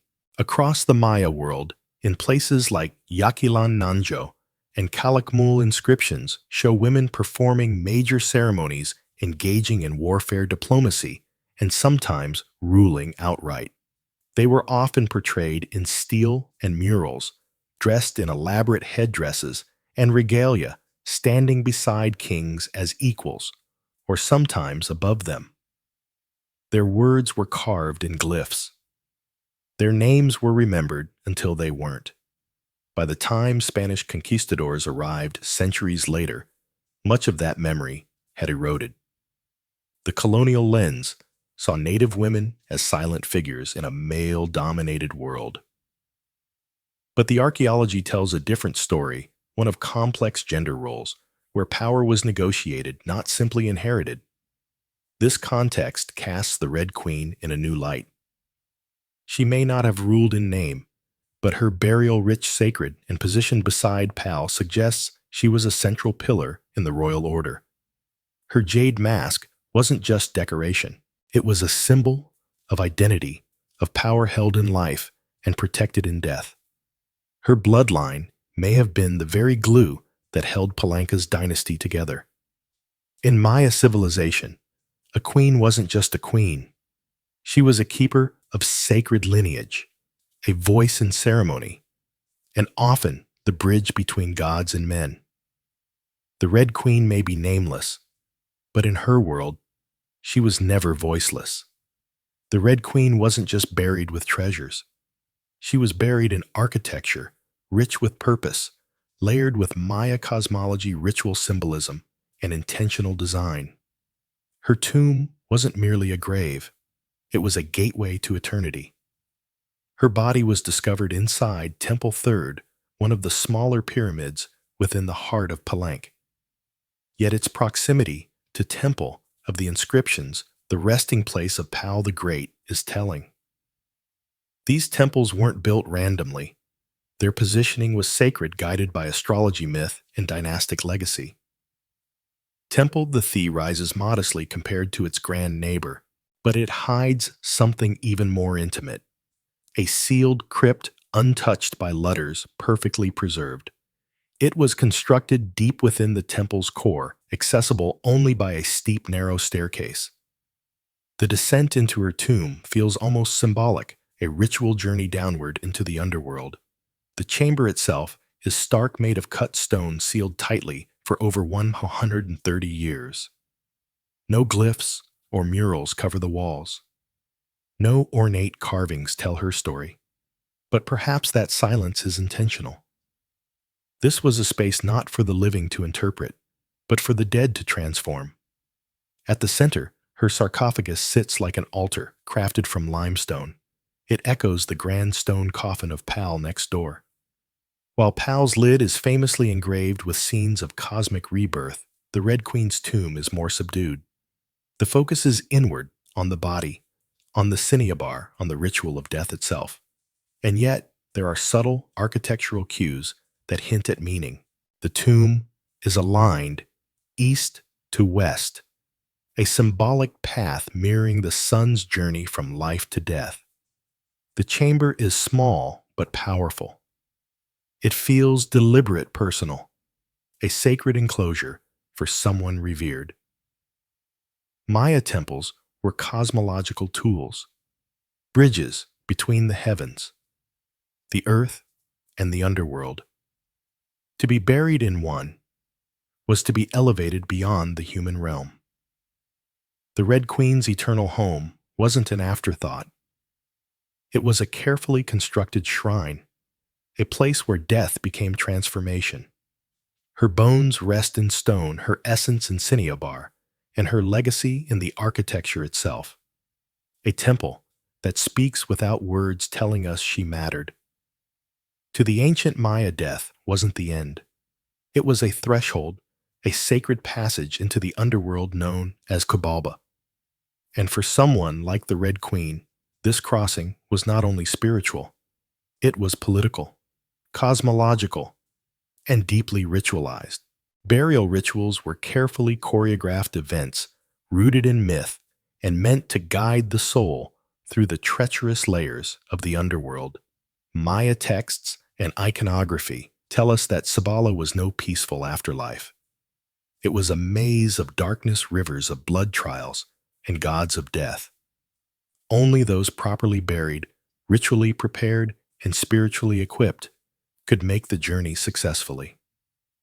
The Red Queen was buried wrapped in cinnabar, encased in stone, and surrounded by offerings. All signs of an elite burial. But there's more. The presence of bone needles and obsidian blades in her tomb hint at auto-sacrifice rituals, possibly symbolic tools representing rites she had performed in life, or that were reenacted at her burial to empower her spirit. Herari mask, carefully assembled from jade tiles, was not simply decorative. It may have served as a spiritual vessel, preserving her face and identity as she journeyed into the afterlife. In Maya belief, the face was a mirror of the soul, and the soul needed to be recognized by the gods. The ceramic vessels surrounding her may have once held chocolate maize water or even polka to nourish her in the next world. Other items, like stingray spines or shell trumpets, could have represented spiritual tools, calls to the gods, or tokens of ritual communication. Burial wasn't just a goodbye. It was a transformation. The Maya believed in cycles. Death as seed burial, as planting, and the afterlife as rebirth. Kings and queens were often seen as earthly incarnations of gods, and in death, they returned to those divine origins. The Red Queen, covered in the color of blood, entombed in a pyramid, and honored with offerings, was being prepared for rebirth, not as a mortal, but as a being tied to the sacred order of the cosmos. Her burial wasn't the end of her story. It was the beginning of her legend. Just a few steps away from the Red Queen's final resting place lies one of the most iconic tombs in Mesoamerica. That of Kinich Janab Pal, known simply as Pal the Great. His burial inside the Grand Temple of the Inscriptions is celebrated for its artistry scale and deeply spiritual symbolism. But what makes the Red Queen's tomb so extraordinary is not only what was inside, it's where it was found. Her sarcophagus was hidden within Temple 3, directly adjacent to Pal's monument.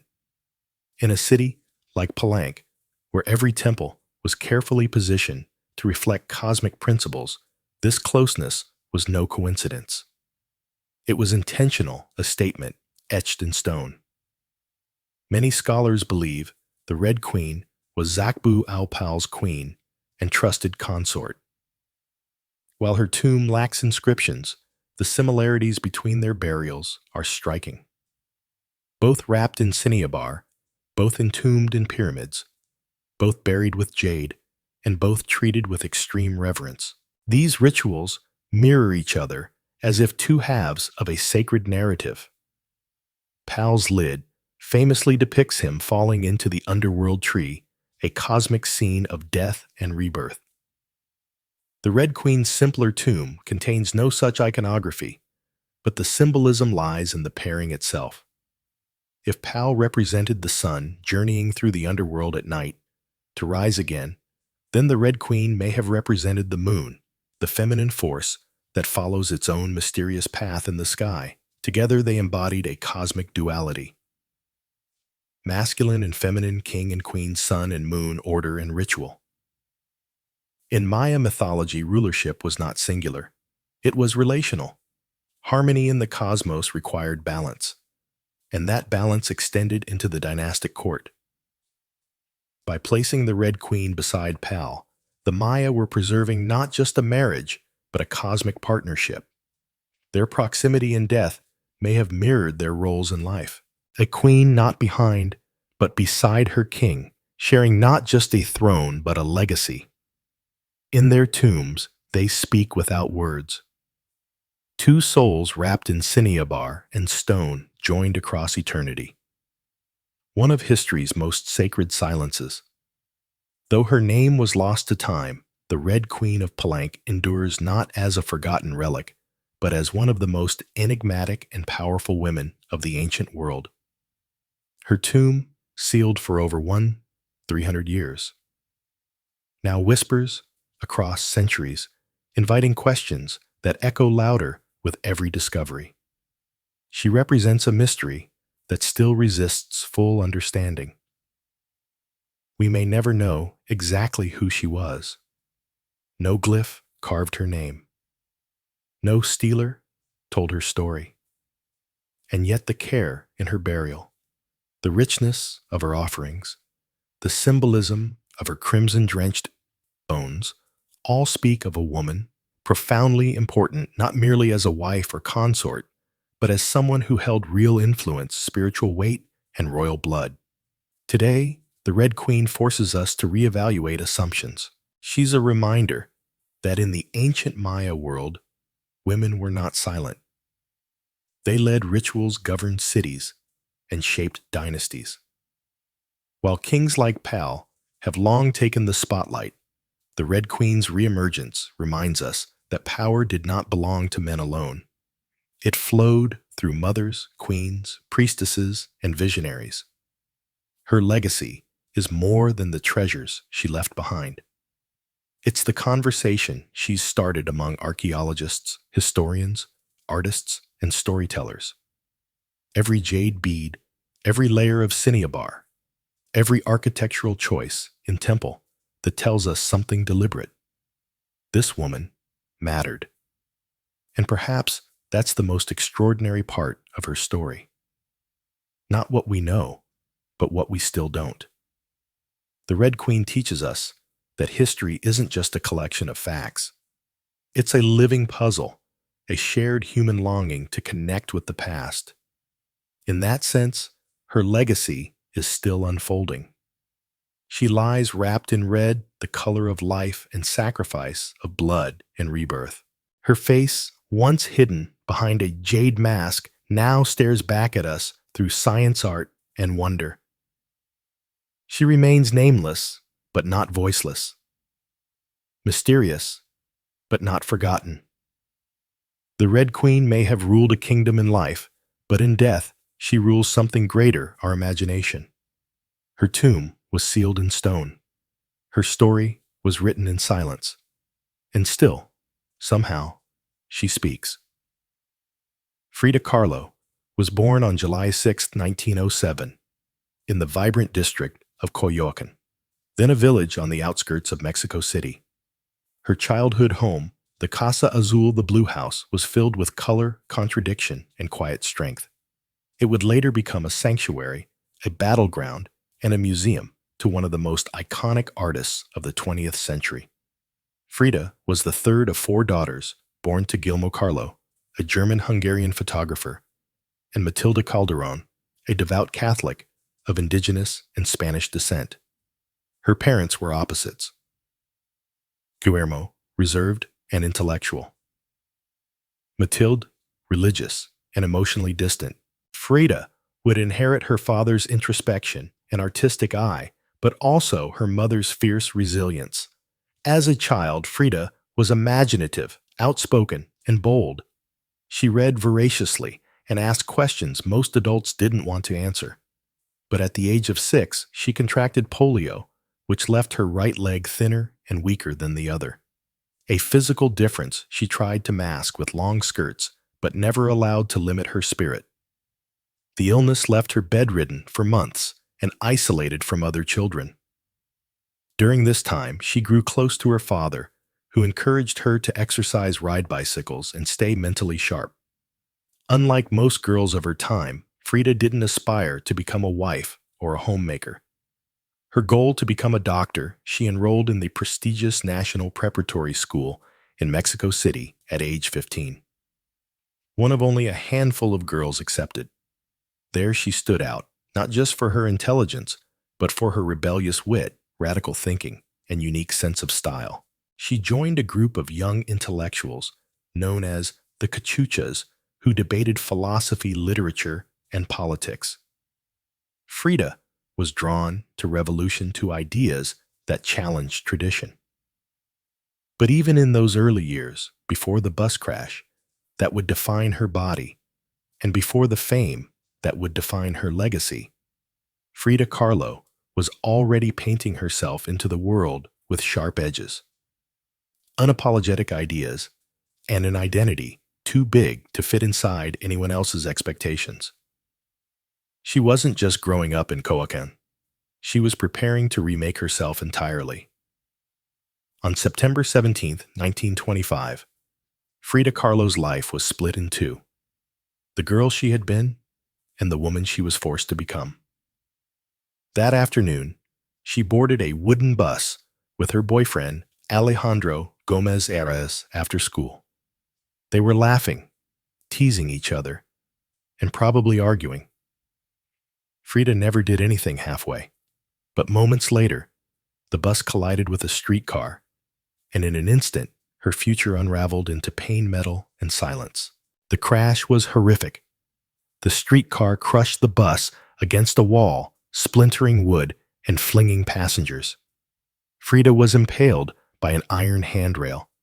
It entered her left hip and exited through her pelvis. Her spinal column fractured in 3 places. Her right leg shattered. Her foot dislocated. Her collarbone and ribs broke. Her shoulder was dislocated. Her abdomen was pierced. She was just 18 years old. A man covered her with a borrowed overcoat. Someone else noticed her body was sparkling, not from blood, but from the gold powder she had been carrying in a pouch. It had exploded on impact, dusting her broken form in what looked like glittering ash. Frida was taken to the Red Cross hospital and underwent numerous surgeries over the following months. She spent weeks in a body cast, flat on her back, immobile, writhing with infection and uncertainty. The future she'd imagined of becoming a doctor slipped further away with every passing day. But in that stillness, something began to stir. Her father gave her brushes. Her mother rigged a special easel to hang above her bed. A mirror was placed on the canopy so she could see herself.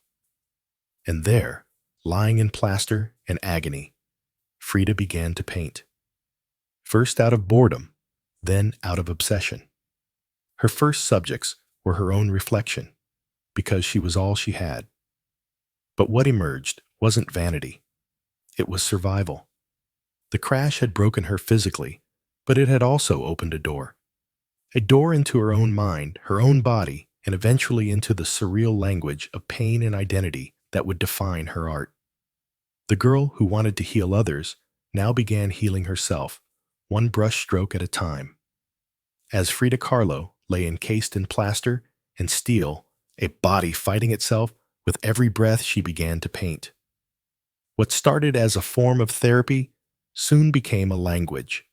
And that language was deeply personal, brutally honest, and often hard to look at, which was precisely the point. Frida didn't paint pretty flowers or polite landscapes. She painted pain, her pain physical, emotional, and existential. Her first subjects were self-portraits, not because she was vain, but because, as she famously said, "I paint myself because I'm so often alone, and because I am the subject I know best."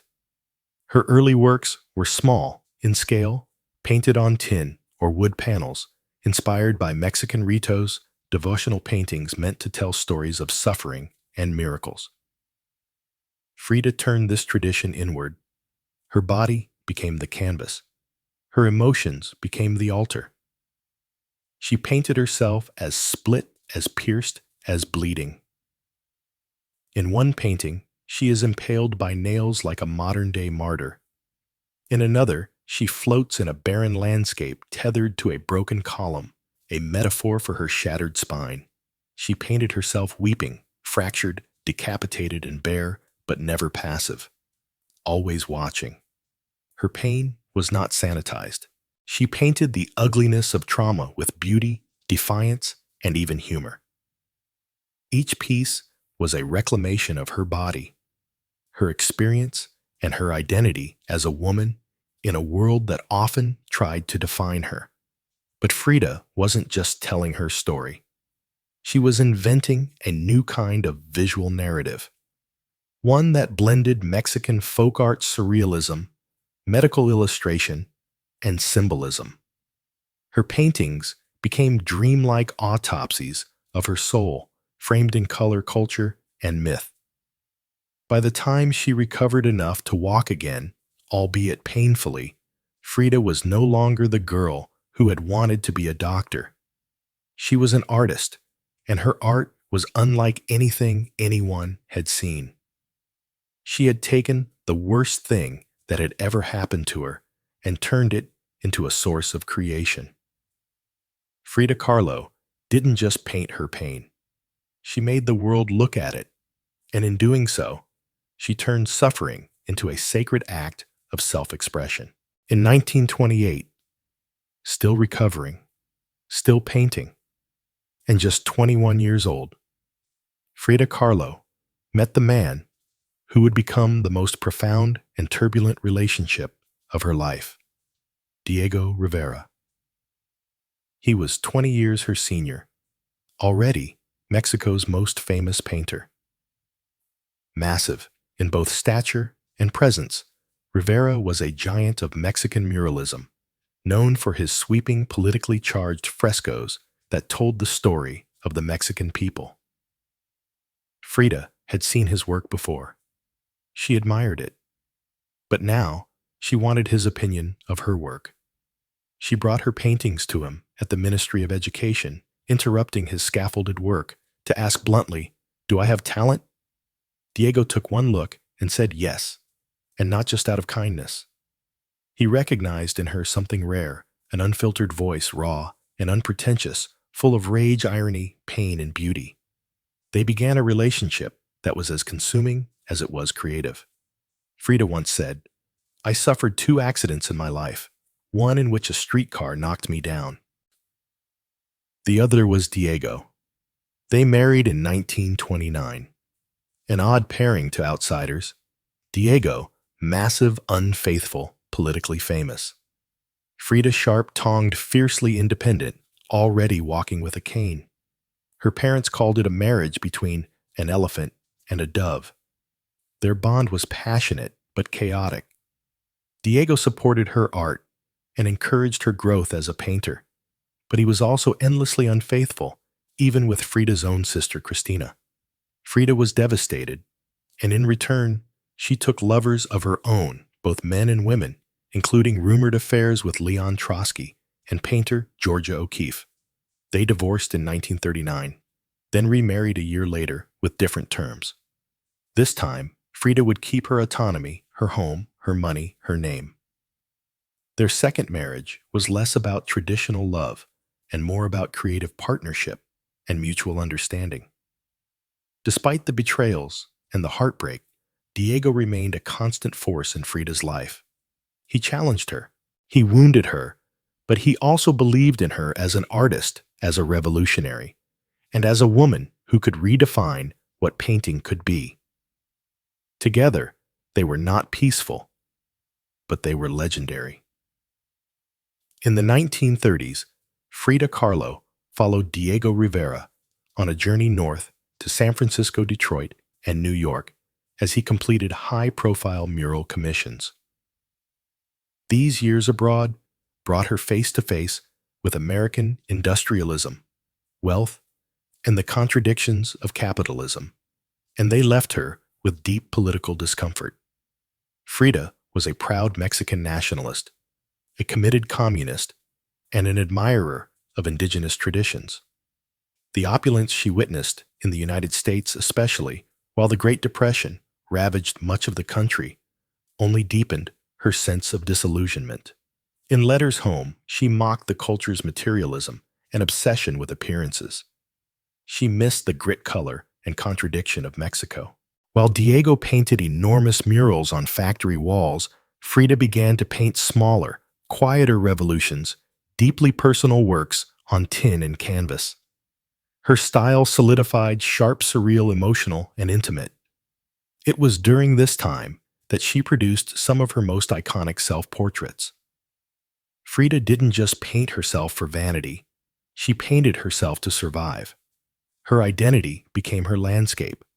With her body constantly in pain from her accident, multiple surgeries, and a failed pregnancy in Detroit, she turned inward. Her portraits showed her bleeding, fragmented, exposed.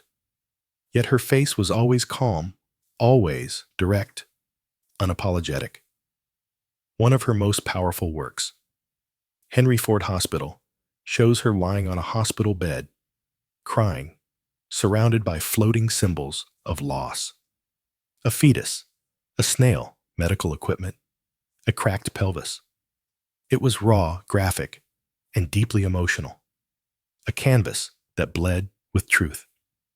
Back in Mexico, Frida immersed herself in leftist politics. She and Diego welcomed Leon Trotsky into their home while he lived in exile. Frida wore Tijuana dresses, traditional indigenous garments, not just as fashion, but as a political and cultural statement. Her art was never disconnected from her beliefs. Her identity, her body, and her ideology all intertwined in her work. While Rivera was painting murals of revolution, Frida painted its human cost. The body in pieces, the mind on fire, and the self always staring back. In exile and in illness, she became not just a painter of pain, but a painter of resistance. When Frida Kahlo returned to Mexico in the late 1930s, she was no longer just Diego Rivera's wife. She had become something else entirely. A force and artist whose work radiated with raw honesty, surreal symbolism, and cultural identity. Back in her homeland, she stepped fully into herself. Her Casa Azul in Coyoacán became a sanctuary of color and contradiction. Bright cobalt walls, yellow trim Aztec statues in the garden, monkeys and parrots wandering freely. The house was a living extension of Frida's imagination. It was a blend of tradition and rebellion, elegance and earth. Here, she surrounded herself with pre-Columbian artifacts, exotos, folk art, and revolutionary books. She wore bold Tijuana dresses, wove flowers into her hair, and painted amid the scent of copal incense and the sounds of mariachi on the street outside. This period marked an explosion of creativity. Her paintings became more intricate, more symbolic, and more political. Works like the two Fredas revealed a divided self. One in European dress with a bleeding heart, the other in indigenous clothing, strong and composed. It was Frida's visual autobiography, a portrait of love loss and heritage. In 1939, she exhibited her work in Paris, where artists like Picasso, Breton, and Kandinsky praised her fiercely original style. But even among the surrealists, Frida stood apart. When André Breton tried to label her as one of their own, she pushed back.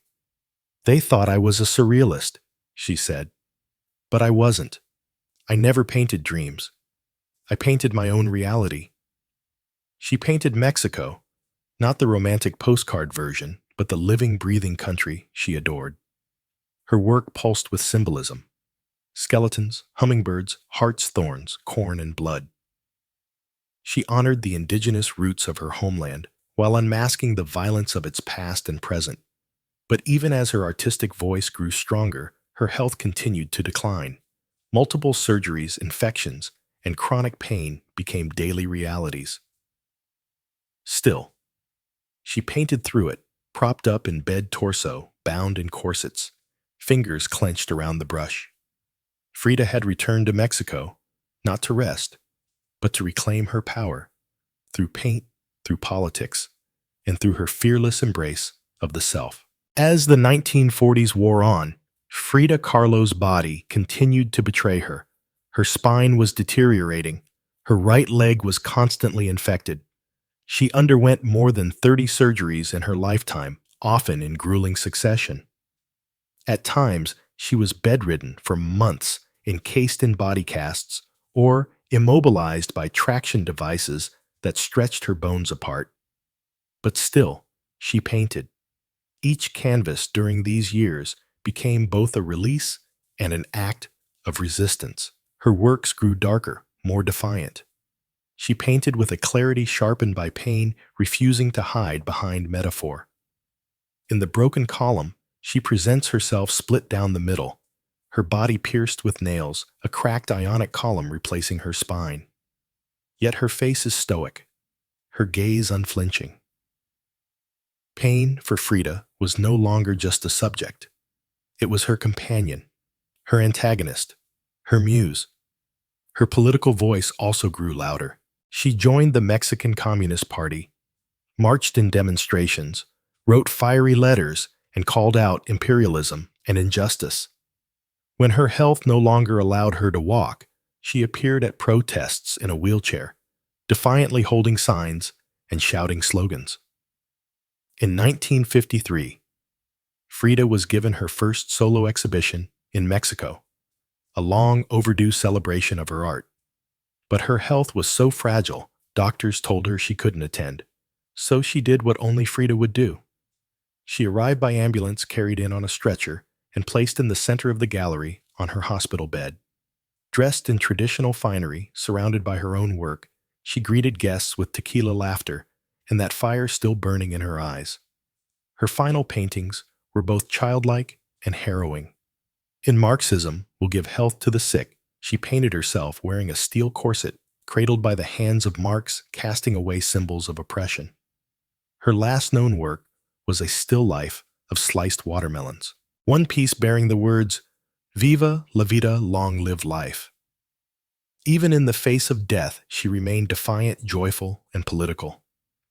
Frida Kahlo's last portraits weren't just self-portraits. They were acts of revolution, painted in pain, but always signed with life.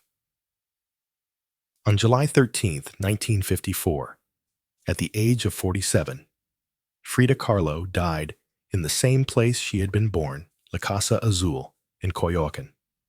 The official cause was listed as a pulmonary embolism, but those closest to her whispered of something deeper.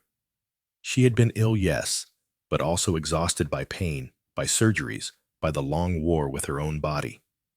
Just days before, she had attended a political protest against the CIA coup in Guatemala. Weak and wheelchair-bound, she insisted on going, her clenched fist raised in the air. Revolution remained her final heartbeat. Her last diary entry was brief but piercing. "I hope the exit is joyful, and I hope never to return."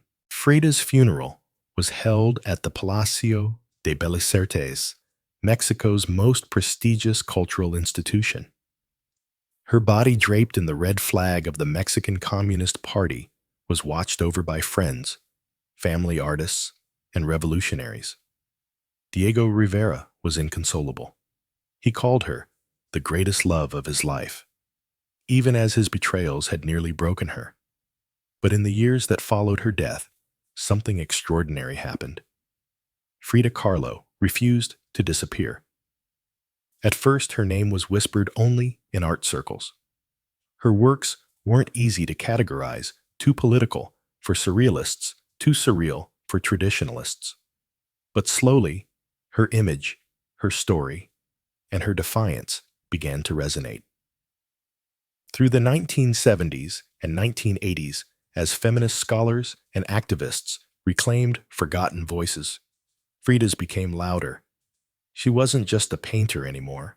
She was a symbol of pain, turned into beauty, of feminism born through resistance of Mexican identity, celebrated without apology, of queerness, disability, revolution, and authenticity. Her face unibrow gaze, flowers in her hair, became iconic. Her home became a museum. Her diary became a sacred text. And her paintings now hang in the world's greatest museums. Frida Kahlo had lived much of her life in Diego's shadow. But in death, she stepped forward. She didn't just leave behind paintings, she left behind a mirror and dared us all to look. Not with pity, not with fear, but with fire. Today, Frida Kahlo's face is everywhere. Printed on t-shirts, painted on murals, turned into dolls, memes, posters, and icons. Her signature unibrow, her flower-crowned hair, her direct gaze, all instantly recognizable. But what makes her legacy powerful isn't just that people know. Her face is that they recognize the truth behind it. Frida didn't try to be flawless. She didn't fit into boxes. She wasn't conventional, and she didn't care to be. In a world that demands perfection, she gave us realness. Raw, messy, vibrant, angry, joyful, contradictory realness. She celebrated what made her different, her disability, her queerness, her politics, her culture, and turned it into art that transcended borders and decades. She's become more than an artist. She's a global symbol of defiance, feminism, cultural pride, and creative resistance.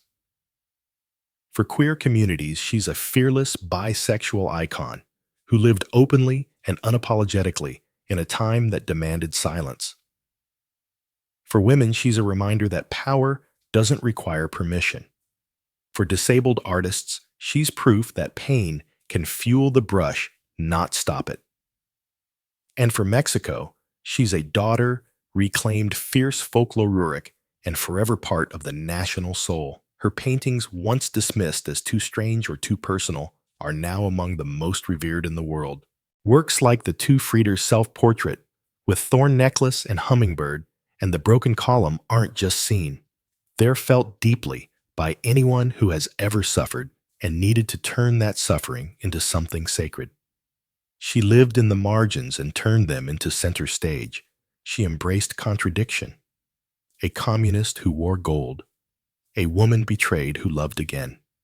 A body in pieces, with a soul unbreakable. And through it all, she painted not just with color, but with conviction. Frida Kahlo never asked to be a symbol. She simply told the truth about herself. And in doing so, told the truth for millions of others who had never seen themselves reflected in art before. Now, when we see her face, we see courage. We see color. We see resistance. We see Frida not gone, but immortal. The day that should have been sacred. How does a mother who survived war, end up staring down the barrel of a gun? At her own son's funeral, it started on one of those heavy, suffocating mornings at Arlington. The kind of morning where the sky isn't just gray, it's mourning with you. Thick clouds hung low, and the air felt like grief had wrapped itself around every single person there. General Eva Rosta. Yeah. She had been to Arlington more times than anyone should ever have to. She'd folded flags, she'd stood tall through the final salutes, watched other families say goodbye to their sons and daughters. But this was different. This time, the flag wasn't being folded for someone else's child. It was for her son, her only son, Sergeant Alex Rosta, 29 years old, gone. Killed by an IED on a routine patrol in Fallujah. Routine. Like it was just another day. But that one explosion, that one evil moment, stole everything. Ava stood there, in her full dress uniform, exactly how Alex had always told her to. She remembered his words like he'd whispered them that morning. "Mom, when it's my time, I want you there in your stars. I want to see you standing proud." So she did. She stood there, deep blue jacket, medals lined up perfectly across her chest, her entire life story pinned right there for the world to see. From the outside, yeah, she looked like a fortress, unbreakable. But inside her soul was splintering into pieces so small she wasn't sure they'd ever fit back together. The black SUV rolled slowly toward Section 60. If you know Arlington, you know Section 60. It's where the ones from Iraq, Afghanistan, and the wars most of America tried to forget are buried. Ava sat between her sister Lena and Alex's godfather, Master Sergeant Marcus Cole. Someone who'd fought by her side back in Ramadi. Someone who knew exactly what war took from people. Her hands trembled. She clutched the funeral program so tight it wrinkled beyond saving. Right there on the cover, Alex's grin. Full uniform, bright smile, like he was still trying to tell her it'd be okay. Except it wasn't. None of this was okay. None of this would ever be okay again. I don't know if I can do this, Ava whispered mostly to herself. Her voice barely made it past her lips, hollow, empty, like someone had vacuumed every ounce of strength out of her. "You've done harder," Marcus murmured. His voice was gravel, tight, barely holding it together. "But that doesn't make this right." Then the door opened. Ava stepped out. Her heels clicked against the pavement, and even though her eyes were locked on the casket ahead, her ears caught at the sound of soldiers nearby snapping to attention, saluting, recognizing her, not just as someone in uniform, as the General Ava Rasta, the first woman to climb that high in her field, a legend in her own right. But none of that mattered today. Not a single star on her shoulder mattered. Not the medals, not the years. Today, she wasn't a general. Today, she was just a mom. A mom walking toward a hole in the ground. A hole that was about to swallow her whole world. And then, she saw him, a local cop, pacing, leaning against his cruiser parked all crooked near the line of mourners. His lights weren't on, engine still running. He had on those mirrored sunglasses, the kind that don't belong on a day like this, under skies like that. Something in Ava's gut tightened. This wasn't part of the honor guard. He wasn't here to pay respects. He was just traffic control, maybe.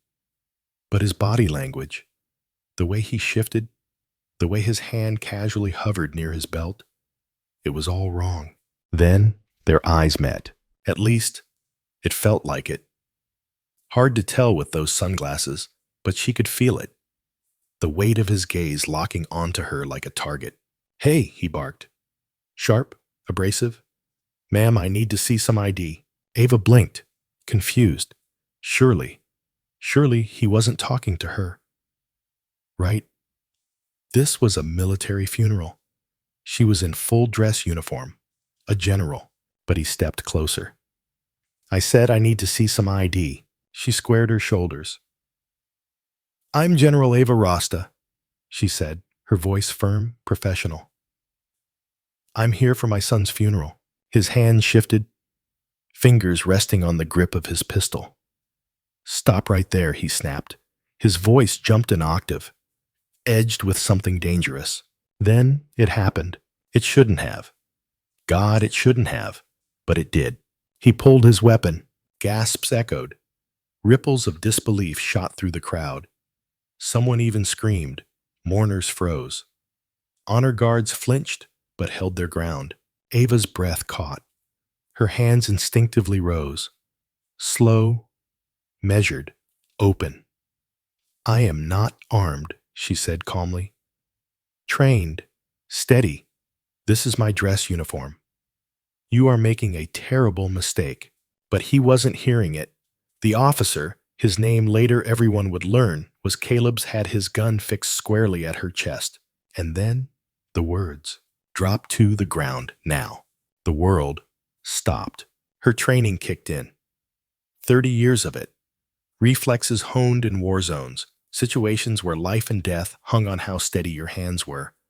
But this was not Iraq. Not Afghanistan. This was home. This was sacred ground. This was her son's funeral. I am an unarmed United States Army general, she declared, her voice slicing through the tension like a knife. And you are pointing a weapon at a mother trying to bury her son. His response? A sneer. I don't care what kind of costume you're wearing, Caleb spat. Get on the ground before I put you there. Marcus moved then, stepped forward, hands raised. Sir, his voice firm but careful. That is General Rasta. You need to lower that weapon right now. Back off! Caleb's roared, swinging the pistol from Ava to Marcus. Lena, sitting back near the car, broke down. Tears. Sobs. Her hands shaking as she covered her mouth. One of the young honor guards tensed. His fingers twitched toward his own sidearm, but his commanding officer shot him a look, a silent order.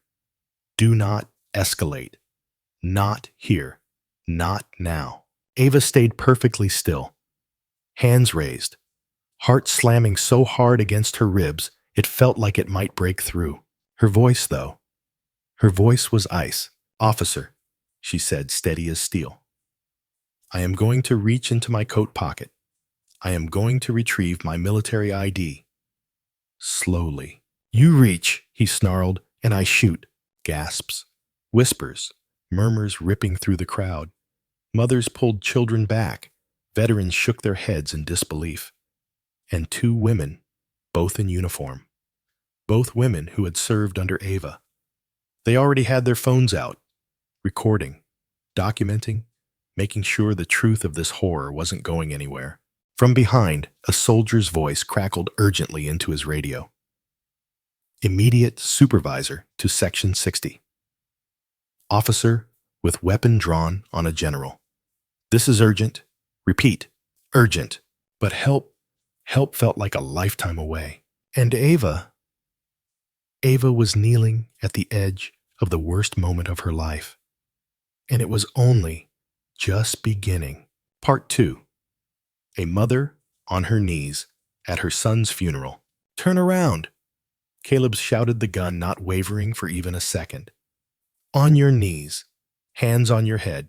For a split second, Ava closed her eyes. Not out of fear, not even close. No, this wasn't fear. This was something else. Something heavier. Something crueler. She had survived live fire. She had marched through bombed-out cities, through fields littered with mines. She had led soldiers into places most people couldn't even imagine. She'd stared the enemy in the eye, knowing full well they wanted her dead. But this, right here, this was worse. 1,000 times worse. A gun in her face. Not in Baghdad, not in Kabul, but here, in Arlington, on the day she came to bury her son. And yet, slowly, she started lowering herself. Not because of him. No, never because of him. She did it because of the crowd, because of the families watching, because of the kids clinging to their mothers, because of the young soldiers frozen between duty and horror. The last thing she wanted was for her son's funeral to end in bloodshed. From the back, an old man in a wheelchair, Vietnam vet, judging by the patches, shouted, "What in God's name is wrong with you? That's General Rasta." Did Caleb's flinch? Nope. Not even a blink. His hands were steady. his eyes, invisible behind those stupid mirrored sunglasses, locked in tunnel vision. Someone else shouted, "Somebody stop that maniac." But Ava, she raised her hand, just a few inches, a silent signal. "No. Stand down. Don't. Not yet." And that's when the universe shifted. Another voice, sharper, commanding, running. "Caleb's, holster your weapon. Now." A female voice, strong, furious. "Lieutenant Maria Flores." She came sprinting down the lane straight from the main gate. She had seen the entire thing unfolding from 50 yards out, and she was not about to let this happen on her watch. "I said holster it now," she barked again as she closed the distance. But Caleb's didn't move. Not an inch. The gun stayed right where it was leveled at Ava's chest. Flores didn't wait. Her hand shot out one, slapped the underside of his gun arm, while the other drove straight into his elbow. The pistol flew from Caleb's grip, skittering across the pavement with a metallic clatter. Gasps, cries, a moment of pure stunned silence. Caleb's staggered back, his hands flailing toward the weapon, like instinct was the only thing left in his brain. But Flores was faster. Way faster. She yanked his arm back, twisted him into a brutal control hold, her knee pinning his leg as she growled through clenched teeth, "You are done. You are done." Backup officers rushed in, grabbing Caleb's, wrestling him down, slapping cuffs on his wrists while he thrashed and cursed. But they got him. They dragged him away, out of the sea of mourners, who now stood mouths open. Some shaking, some crying, all of them, holding on to the same impossible thought. Did we just see a cop pull a gun on a general? At a funeral? At Arlington? Ava was still on her knees, hands on her head, frozen, her body locked, not in fear, in something worse. Her brain was in survival mode. Her muscles wouldn't listen. Then, a voice. "Ma'am, ma'am, it's over." Sergeant Ramirez, someone she'd led in Ramadi. A familiar face, a familiar voice. Ramirez was there, crouching beside her, hand steady, voice soft. "It's okay, ma'am. We've got you. You're safe now." Ava let her hands fall. Ramirez helped her to her feet, but her legs felt like they were made of concrete. Her whole body trembled, not from adrenaline. No, from the sheer weight of what had just happened. She stood, and when she looked up, she was met with faces. Dozens of them. Mourners, soldiers, families, veterans, eyes wide, mouths pressed into horrified lines. A collective silence heavier than any battlefield. Her gaze drifted to the casket, her son's casket, still there, still waiting, untouched, but no longer sacred, no longer a moment of peace. That moment had been stolen, shattered, and if she thought the nightmare was over, oh, no, this was just the beginning. Because, as the officers dragged Caleb's toward his squad car, someone's phone was already live. Two women, in uniform, had been recording the entire thing from the first shout. The video was already uploaded, already shared, already being sent from one screen to another like wildfire. By the time Ava was guided to a small green tent for privacy, the world had already seen it. The image, the video, the moment a cop pointed a gun at a 3-star general, a grieving mother. At her own son's funeral. At 10:06 a.m., the cemetery wasn't a quiet place of mourning anymore. It was chaos. Police, military brass, news vans, microphones, cameras. Social media was detonating like a bomb.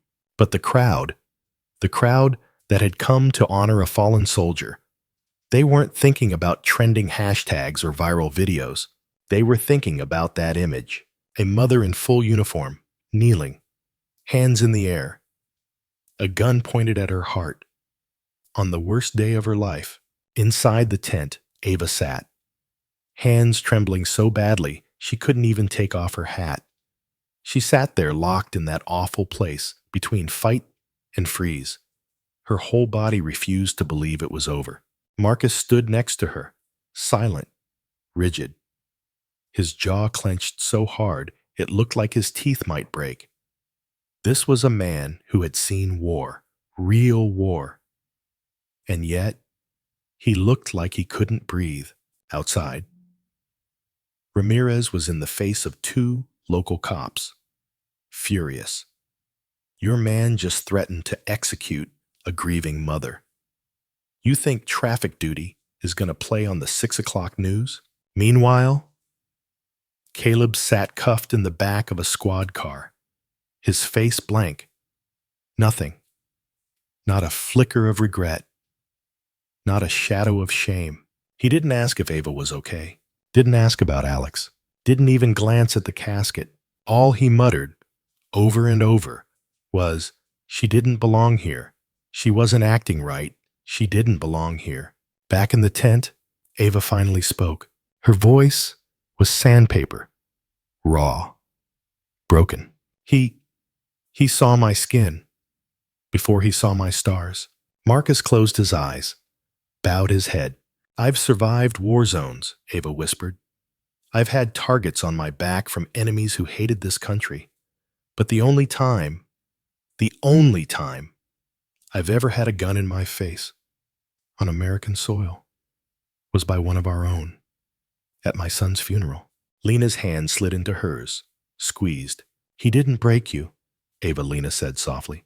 Ava shook her head, slow, heavy, hollow. He didn't have to, she whispered. He broke this day. He broke Alex's day, and now, this day, will never be his again. Part 3. The world was watching now. Outside the tent, the storm was already brewing.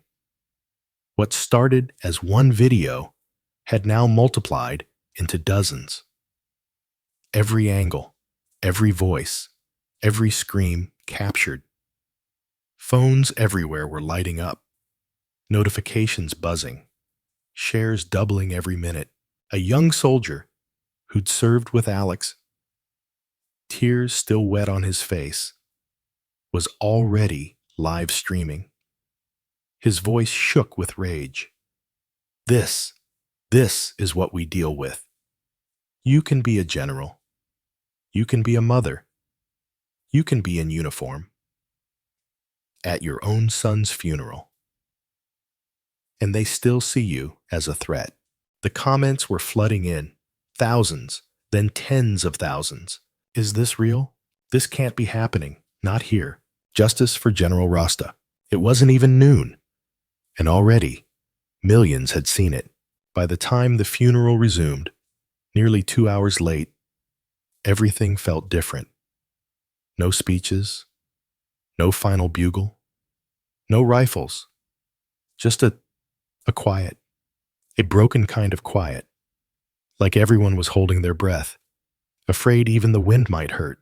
Ava stepped toward the casket, her palm pressed flat against the polished wood. Her voice dropped to a whisper. I'm so sorry, baby, she murmured, just for Alex. I'm so sorry. She let her hand linger, then stood and walked away. Because that's what the Army teaches you. When the world falls apart, you keep moving, even if your heart feels like it's shattered into shards of glass. But the world wasn't moving on, not even close. By 3:00 p.m., the hashtag Justice for General Rasta was trending worldwide. News anchors were breaking in live. Commentators, politicians, veterans, all stunned, all angry, all asking the same question. How does this happen? Here, the shaky cell phone video was playing on every screen. Ava's voice, calm but strained. I am an unarmed United States Army general. The officer's voice, sharp and vicious. Get on the ground! It was there, clear, unforgiving, undeniable. The police department, oh, they tried. They posted one of those cold, lifeless corporate statements. We are aware of an incident involving one of our officers. The officer has been placed on administrative leave pending investigation. That was it. No apology. No mention of a grieving mother.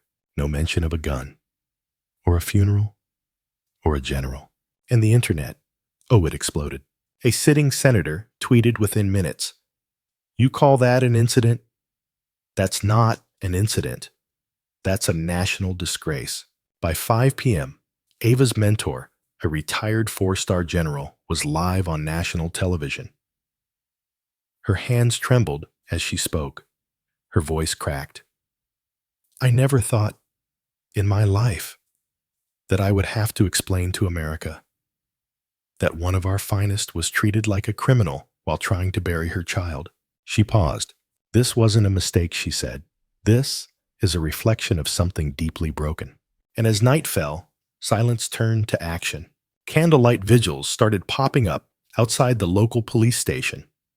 Veterans showed up in uniform, some in dress blues, some in camo, holding simple cardboard signs. She served. He drew a gun. No chants, no yelling, just silence. A silence so loud, it made the windows rattle.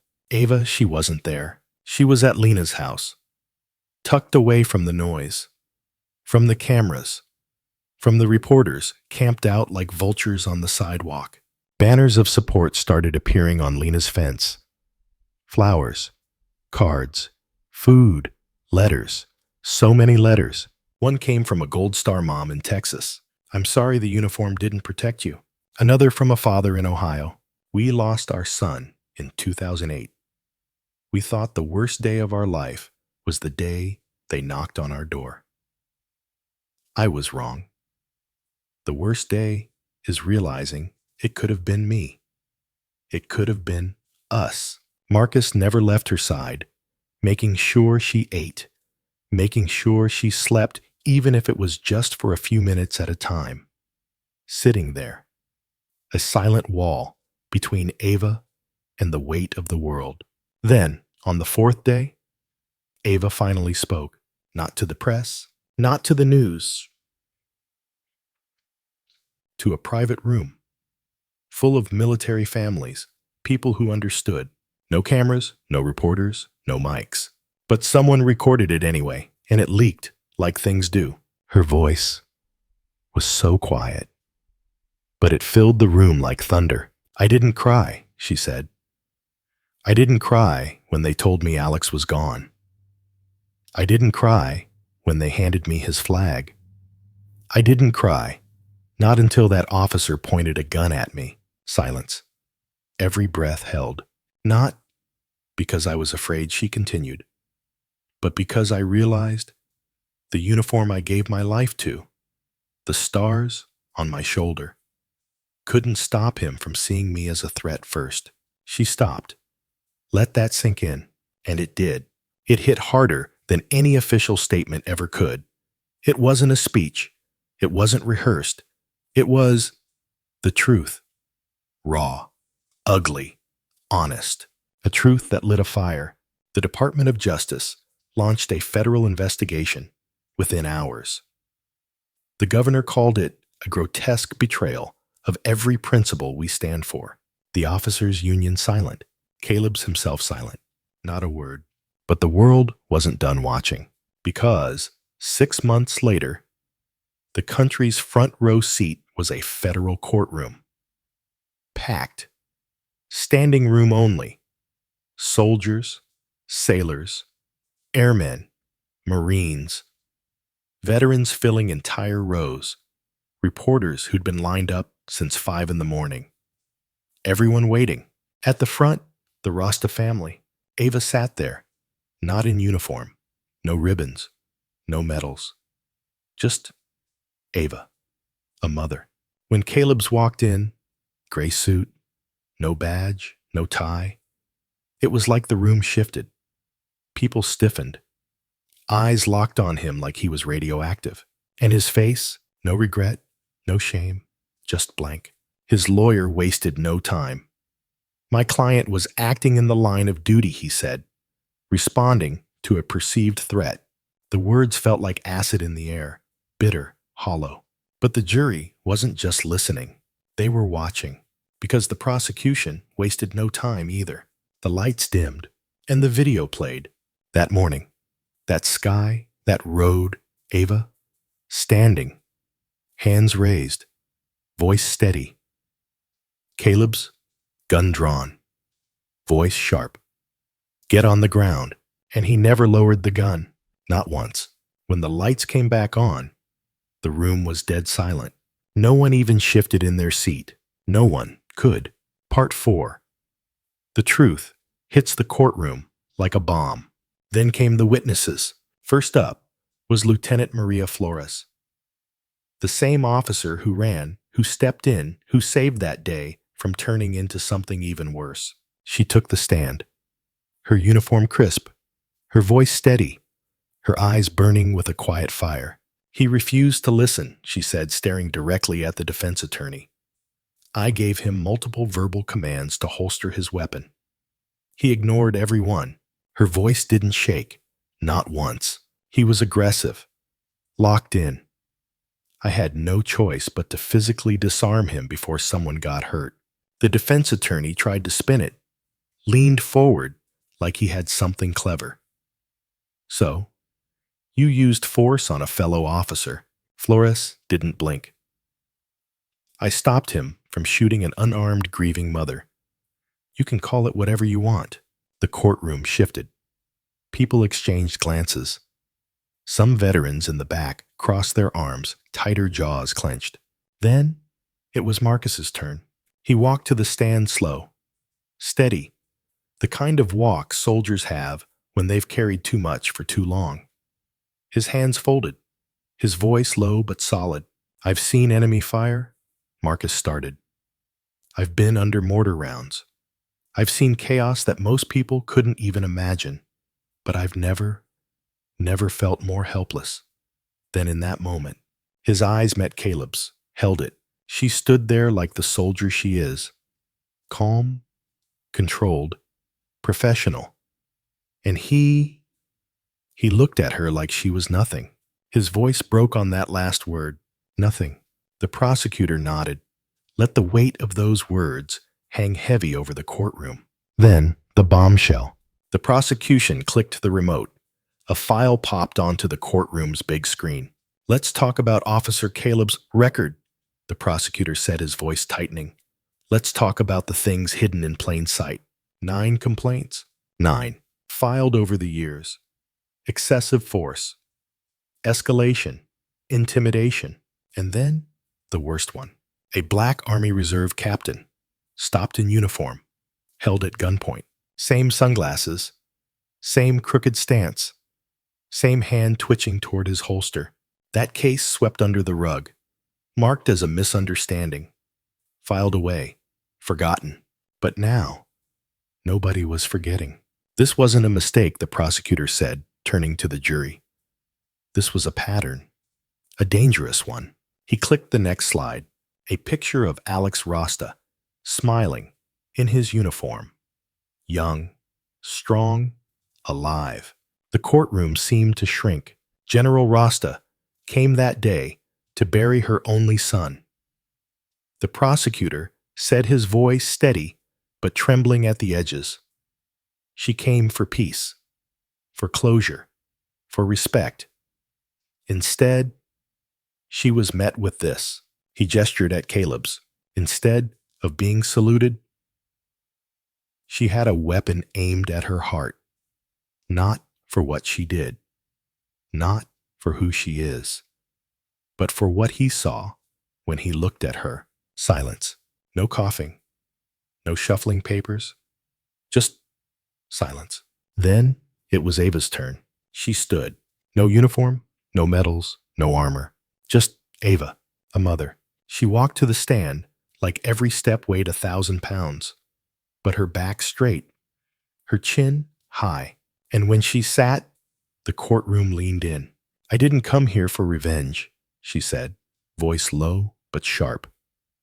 I came here for accountability. She looked at the jury, not with anger, not with hate, but with something deeper, something heavier. I don't want another soldier's mother, or father, or brother, or sister to kneel in fear. I don't want them to ever have to explain their existence while grieving. Her eyes shifted, locked straight onto Caleb's. I am not a symbol, she said. I am a mother. Her hands tightened on the edge of the witness stand. And because of you, my son never had the funeral he deserved. For the first time in that entire trial, Caleb's looked down. No smugness, no blank stare, just down. The courtroom watched, everyone breathing like they forgot how. And then it was in the jury's hands. 4 hours, that's all it took. The foreman stood, his voice steady, guilty, on all counts. Murmurs, gasps, hands clasped over mouths, but no cheers, no applause. Just the crushing heavy weight of justice finally landing where it should. The judge didn't hesitate. Officer Caleb's, he said, his voice like steel, scraping concrete. You are hereby sentenced to life in prison, without the possibility of parole. Silence. A silence so sharp it felt like it could cut skin. Reporters bolted from their seats. Microphones flew up. Cameras snapped. The courthouse steps outside flooded with press faster than a tide could roll in. But inside, no one moved. No one breathed. No one celebrated, because this wasn't victory. This was survival. This was barely surviving. And as Ava walked out of that courtroom, Lena on one side, Marcus on the other, there were already reporters shouting, General Rasta, do you feel justice was served? Ava paused. She looked up. The clouds were gray again. Just like that day. She took a breath and stepped forward. I didn't come here for revenge, she said. Her voice, calm, clear, but sharp enough to cut through every camera lens and every broadcast signal reaching millions. I came here for accountability. Her gaze swept across the reporters. But I have a question for everyone now. For this country. For every person watching. Her next words hit like a hammer. If a 3-star general in full uniform can be seen as a threat while trying to bury her own son, then what does that mean for every other citizen who doesn't have rank or medals to protect them? Silence. Absolute silence. This isn't just my story, she finished. It's a mirror held up to this country, and it's time to really look at what's staring back. Part 5. The mirror we couldn't look away from. Her words didn't just land, they detonated. Ava didn't stick around for the interviews, the commentary, or the analysis that would flood every news outlet for days. She walked away. Lena by her side. Marcus right there, steady as ever. They didn't look back, but the world wasn't done looking, not even close. By nightfall, her words were everywhere. Headlines blasted across every screen. Commentators left, right, center, all trying to unpack the same brutal truth. If a 3-star general in full uniform can be seen as a threat, what does that mean for everyone else? It echoed. It echoed so hard that even people who didn't usually pay attention did. The morning after the verdict, Ava didn't wake up to peace. Her phone didn't stop buzzing. Emails, messages, voicemails from people she hadn't heard from in years. Some just said, thank you. Others longer, deeper. Stories of pain, of injustice, of people who suddenly realized this wasn't just Ava's story. This was their story too. But Ava didn't care about any of it. Not today. That morning, before Arlington even opened to the public, she quietly drove through the gates. No cameras, no reporters, just her. She carried 2 things, a single folding chair and 1 sunflower, Alex's favorite. She unfolded the chair, set it next to his grave, and sat down. No speeches, no medals, no ceremony, just a mom. visiting her son. The wind rustled softly through the trees. Leaves danced across the marble headstones. The same sound she'd heard 1,000 times in uniform. But today, it felt different. Softer. Sadder. "Hey, kid," she whispered. Her voice cracked on the second word. She placed the sunflower at the base of the marble headstone fingers, lingering there longer than she meant to. "I'm sorry," she said quietly. "I'm sorry it happened like this. I'm sorry that this day, that your day, wasn't what it should have been." She sat back in the chair, arms crossed, head tilted up toward the sky, and for a long, long time, she just sat, listening to the wind, to the silence, to the ache of a world that suddenly felt a whole lot heavier. She didn't cry. She was empty, not broken. Not yet, but empty. The country didn't move on. Not this time. The trial had been national news. But what came after? It became something bigger. Something that wasn't just about Ava, or Caleb's, or even Arlington. It became about all the invisible lines people pretended weren't there. Veterans groups rallied, not just online, but in person. Civil rights organizations joined them. For once, the uniforms and the activists stood shoulder to shoulder, and they weren't shouting. They were asking the same question Ava had. If a general isn't safe, who is? Towns across the country held vigils. Candlelight flickering beneath flags, some with signs, others just standing there, silent, present. More than a few held simple pieces of cardboard with 4 words written in thick black marker. She served, he drew. The police department issued another statement.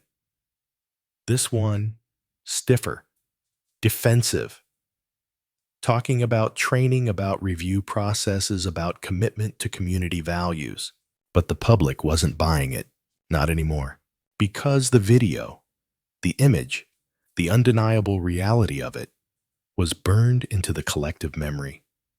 It wasn't going away. Neither was Ava. She didn't plan to speak again. She didn't want to, but it wasn't her choice anymore. Invitations started coming. Universities, veteran summits, civil rights panels, even Congress. At first, she said no, again and again. But then, one letter changed her mind. It wasn't from a politician. It wasn't from the media. It was from a young private, 19, fresh out of boot camp, handwritten, full of messy, crooked letters. It read, "Ma'am, I was ready to give up. Thought about quitting. Thought the uniform wasn't for people like me. But then I saw you. Saw how you stood. How you didn't flinch. How you spoke. And now, I think I can do it. I think maybe there's still a reason to believe." Ava folded the letter, held it for a long time, and then she said yes. Her first public appearance was at the National Military Women's Symposium. The auditorium was packed. Uniforms filled the front rows. Journalists lined the back. The energy was electric, not excited, not buzzing, heavy, like everyone knew. They were about to witness something they'd remember forever. Ava stepped on stage. No uniform, no ribbons, just jeans, boots, a simple black blouse, a mother, a soldier, a survivor. She stood there, took a breath, looked out over the crowd, and when she spoke, it wasn't polished, it wasn't rehearsed, it was honest. "I spent my life thinking the uniform would protect me," she started. Her voice was soft, measured. Every word weighed before leaving her lips. "That the stars on my shoulder, the years, the medals, would mean something." She paused. I was wrong. The room didn't make a sound. Not a cough. Not a shuffle. It didn't matter that day. It didn't matter who I was. It didn't matter what I'd done. All that mattered was what he saw. Her gaze scanned the crowd, and what he saw wasn't a general. Another pause. What he saw was a threat. You could feel the tension tighten, people holding their breath, some gripping the arms of their chairs like they needed something to anchor them. And if that's true for me, then what does that mean for every other person in this country who doesn't have a uniform, who doesn't have medals, who doesn't have rank to hide behind? Her voice sharpened. It means the system isn't broken. She let that hang there. It was built this way. A murmur, soft, rippling through the crowd. And the only way to change something built this way is to tear it down and build something better. She stood there, shoulders square. No tears, no trembling, just truth. I don't stand here today because I'm brave, she finished. I stand here because I don't have a choice anymore. A beat. I stand because if I don't, then who will? The crowd rose, not a standing ovation. Something heavier, a moment, a promise. ChatGPT, Danai Part 6, a voice that refused to be silenced. After that speech, something shifted, not just in that room, but across the entire country. It wasn't about politics anymore. It wasn't just about race or the military or law enforcement. It was bigger than any one box the world tried to put it in. It was about something deeper, something raw, something people felt in their bones. It was about dignity, about humanity, about the terrifying realization that no uniform, no badge, no rank, not even stars on your shoulders could shield you from being reduced to nothing more than a threat in someone else's eyes. Ava never planned to become a symbol. God, she never wanted that. She wanted to bury her son. She wanted to fold that flag, lay her hand on his casket, whisper goodbye, and fade back into the quiet life she'd earned. But fate had other plans. By the end of the month, her face wasn't just on the news. It was on murals, on protest signs, on magazine covers. A mother in uniform, kneeling on American soil. One headline read, "She survived war." But not this. Veterans reached out in waves, some furious, some heartbroken, some simply exhausted. A retired Marine wrote, "I wore the uniform for 22 years. I buried friends. I believed in the flag. But seeing you on your knees at your son's funeral, I realized it wasn't just me who felt invisible sometimes." A Navy corpsman messaged, "We used to joke that our camouflage was invisible. Turns out, it's not the uniform that's invisible. It's us." But it wasn't just veterans. It was mothers, fathers, black families, brown families, immigrants, kids who grew up being told that if they just worked harder, played by the rules, stayed in line, they'd be safe. The illusion was shattered. Ava gave more speeches, not because she wanted to, because people asked, because people needed her to. One of the most powerful came at the National Veterans Memorial. A crowd of thousands stretched out in every direction. Flags waved at half-staff. Veterans stood in tight formation. Civilians pressed shoulder to shoulder, hanging on every word. Ava stood beneath a massive banner that read, "Honor, Service, Sacrifice." She looked up at it, then shook her head. "Funny thing about those words," she said. "They sound good on paper. They look good on a banner." She paused. "But honor, service, sacrifice, they don't protect you. They don't shield you. They don't stop someone from seeing you as a problem instead of a person." She let the silence sit, heavy, crushing. "I spent my life believing in something, believing that this uniform, these stars, this flag, stood for something that would always have my back." Her gaze swept the crowd, but on the worst day of my life, it didn't. Her voice cracked not from weakness, from the weight of the truth, and I had to ask myself, if it doesn't protect me, then who does it protect? A woman in the front row wiped tears from her face. A young man in the back clenched his fist, jaw trembling. Ava's hands tightened on the sides of the podium. "I've walked through bombed cities. I've pulled soldiers from burning vehicles. I've stared into the eyes of enemies who wanted me dead." Her voice dropped sharp as glass. But the only time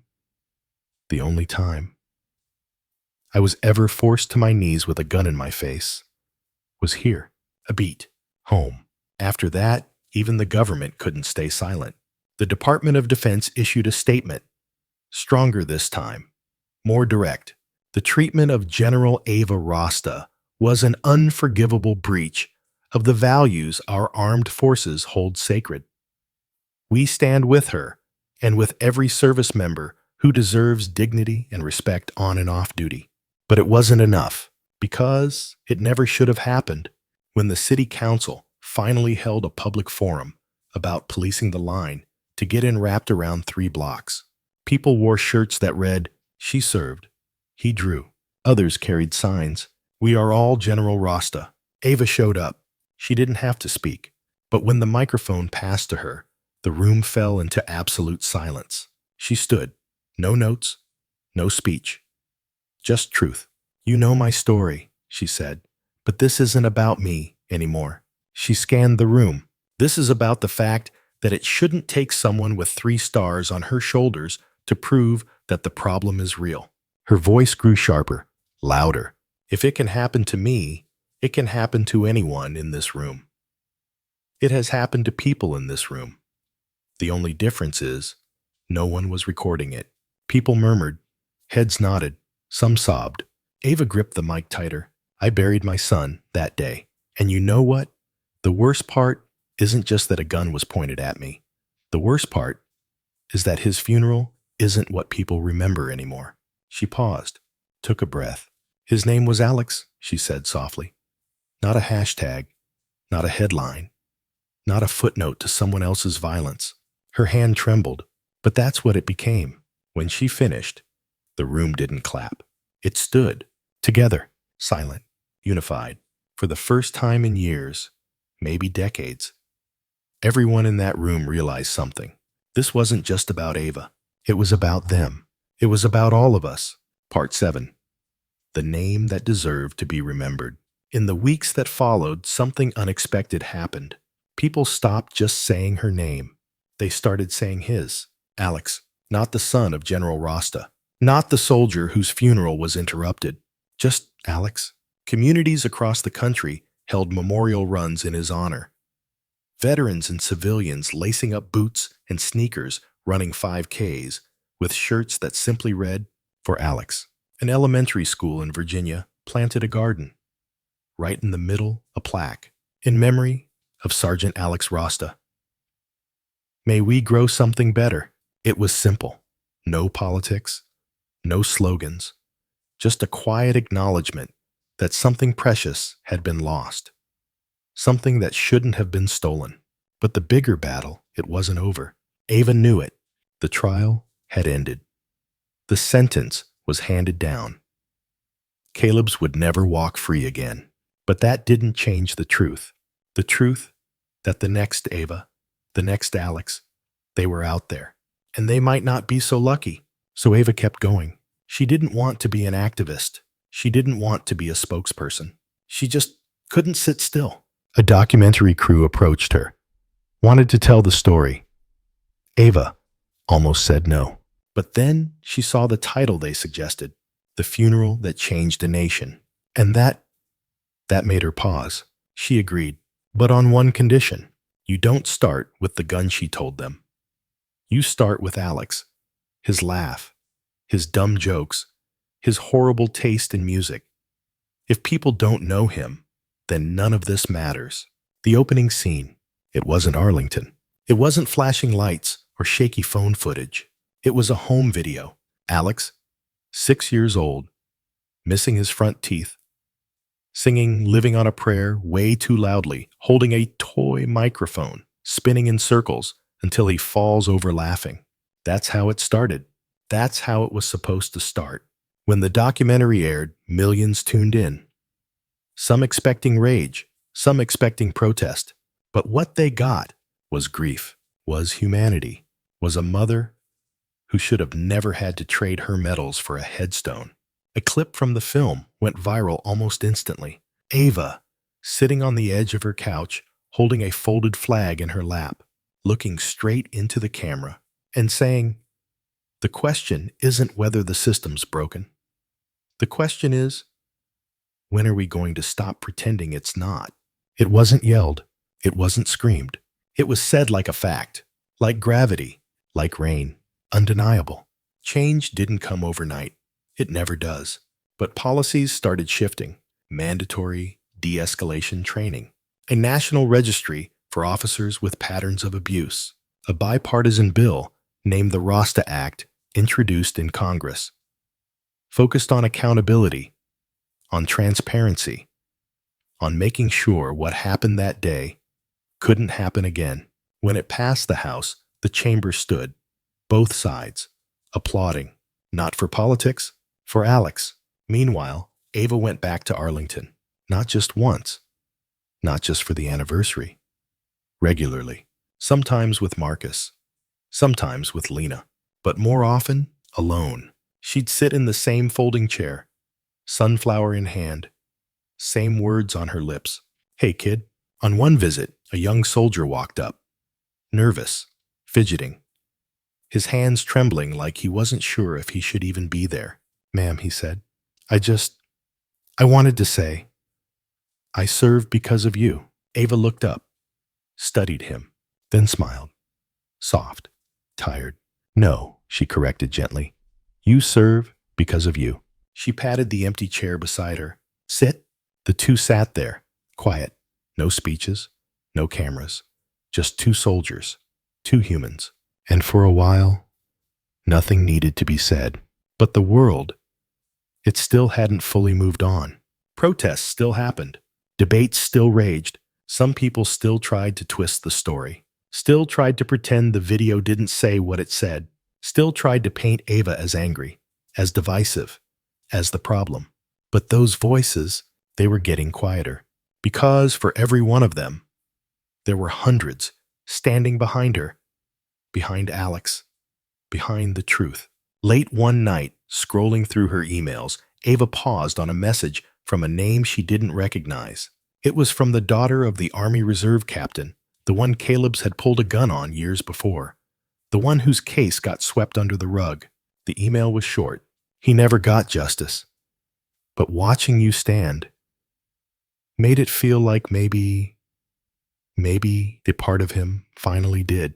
Ava stared at the screen for a long time, fingers hovering over the keyboard, then typed back, "He deserved better. You all did. I didn't win. None of us won. We just survived. And we keep surviving together."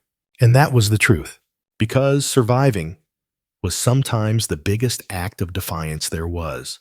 Part 8, the medal no one asked for. The invitations didn't stop. Awards, recognitions, panels. Ava barely read most of them. She didn't care about medals anymore. She had enough of those to fill a wall. But then, one came that made her stop. The Presidential Medal of Freedom, the highest civilian honor in the country. She sat there, staring at the envelope for a long time.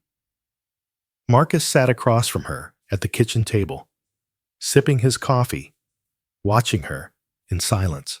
"You gonna go?" he asked finally. Ava didn't answer right away. Her fingers just traced the edges of the letter. "I don't know," she said quietly. "I didn't survive all this for a medal."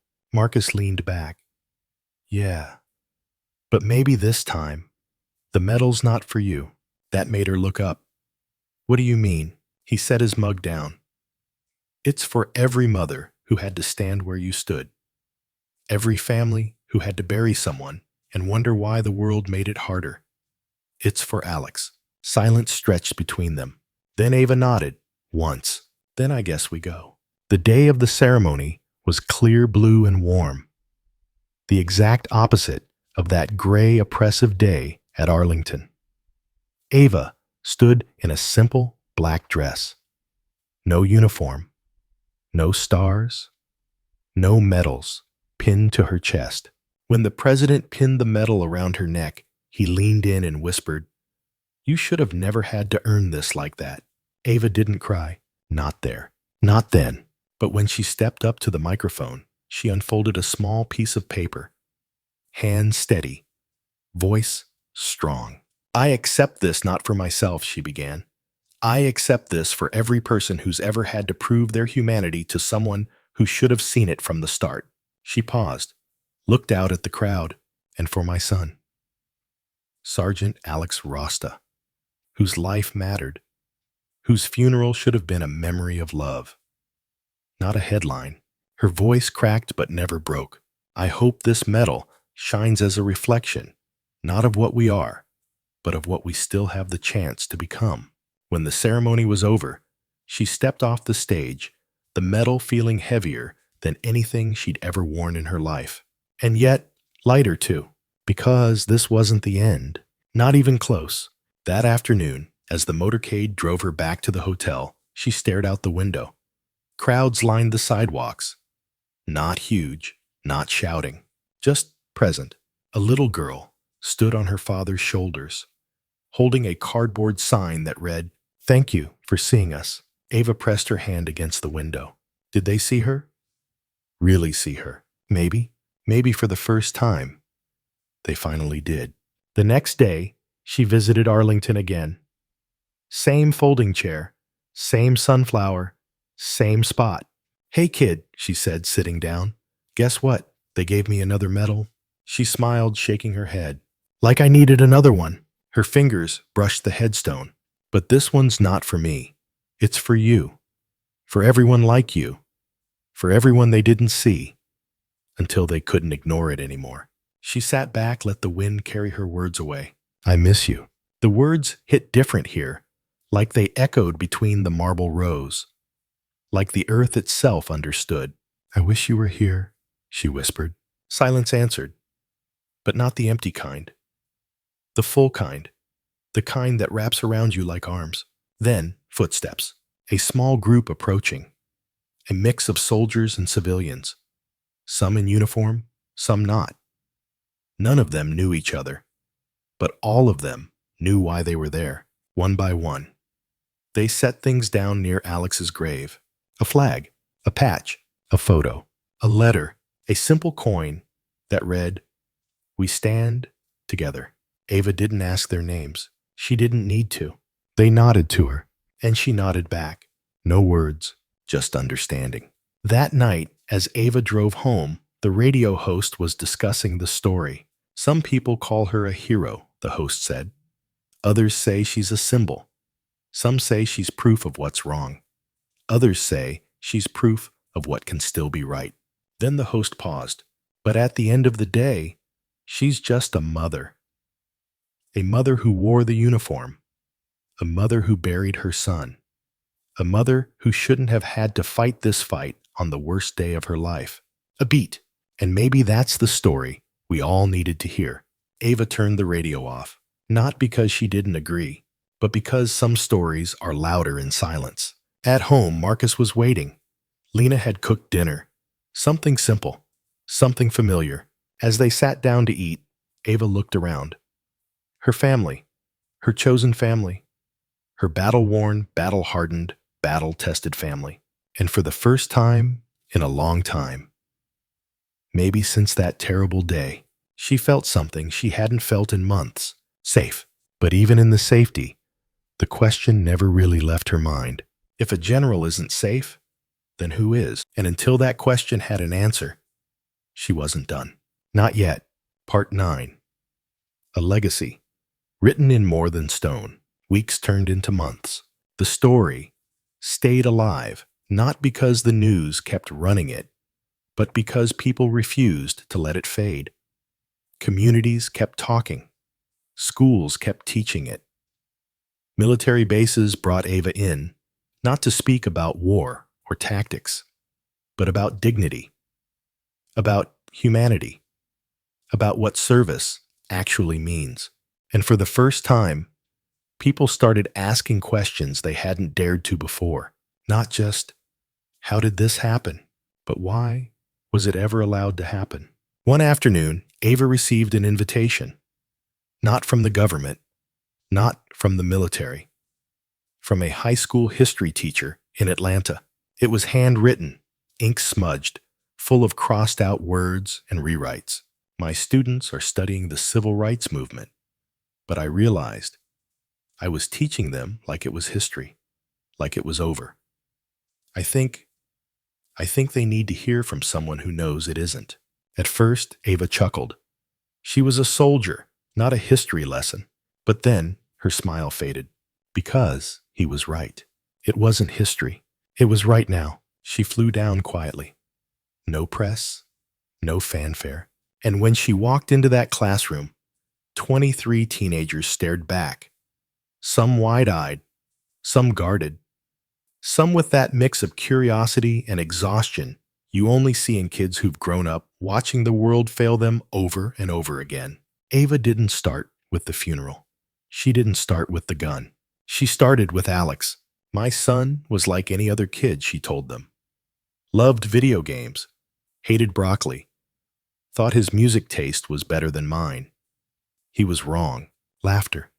Small, but real. Joining the army wasn't his plan at first. He wanted to be a chef. Until he didn't. She smiled, looking down for a moment. He wanted to serve.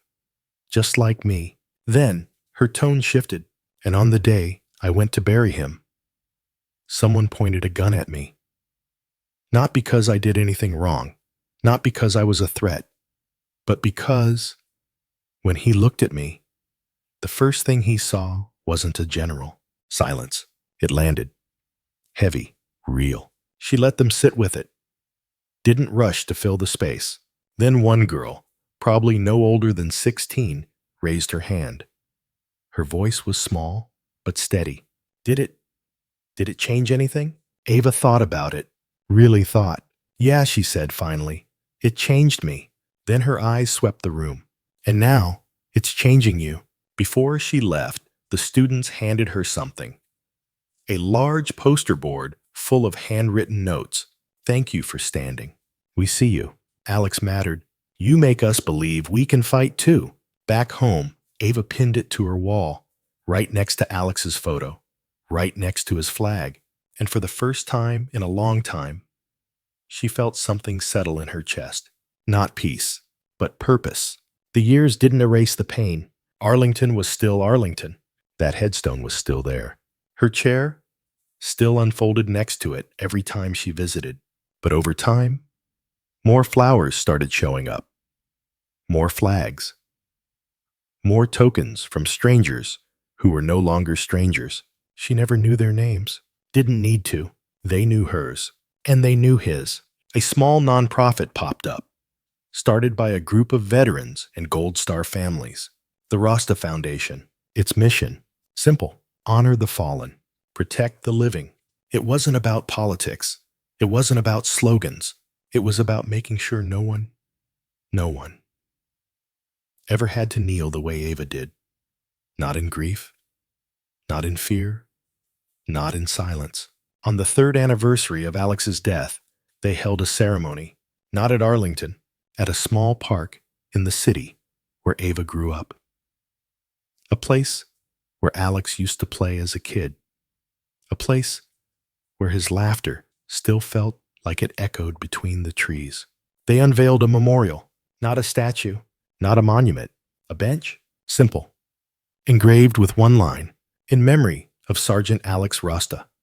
Loved, remembered, seen. Ava sat on that bench, watched kids run past, watched families laugh, watched life continue, and for the first time in years, she let herself believe that maybe Alex wasn't gone. Not really. Not while his name was still spoken. Not while his story still lived. Marcus sat down beside her. Quiet. Steady. As always. You think we did right by him? He asked. Ava didn't answer right away. Then she nodded. I think. We made sure the world knows he was more than a funeral. She reached down. Let her fingers brush the engraved letters. He was more than a headline. The sun dipped low. The sky burned gold and pink. Ava closed her eyes and whispered into the wind the same words she always did. Hey kid, I miss you. But this time it didn't feel like goodbye. It felt like still here, still fighting, still his mom. Part 10. Still his mom, always. The seasons kept turning. The headlines faded. The news cycle moved on as it always does. New stories, new tragedies, new fights. The world didn't stop, but in one small corner of it, one corner marked by a folded chair, a sunflower, and a marble headstone, the fight never really ended.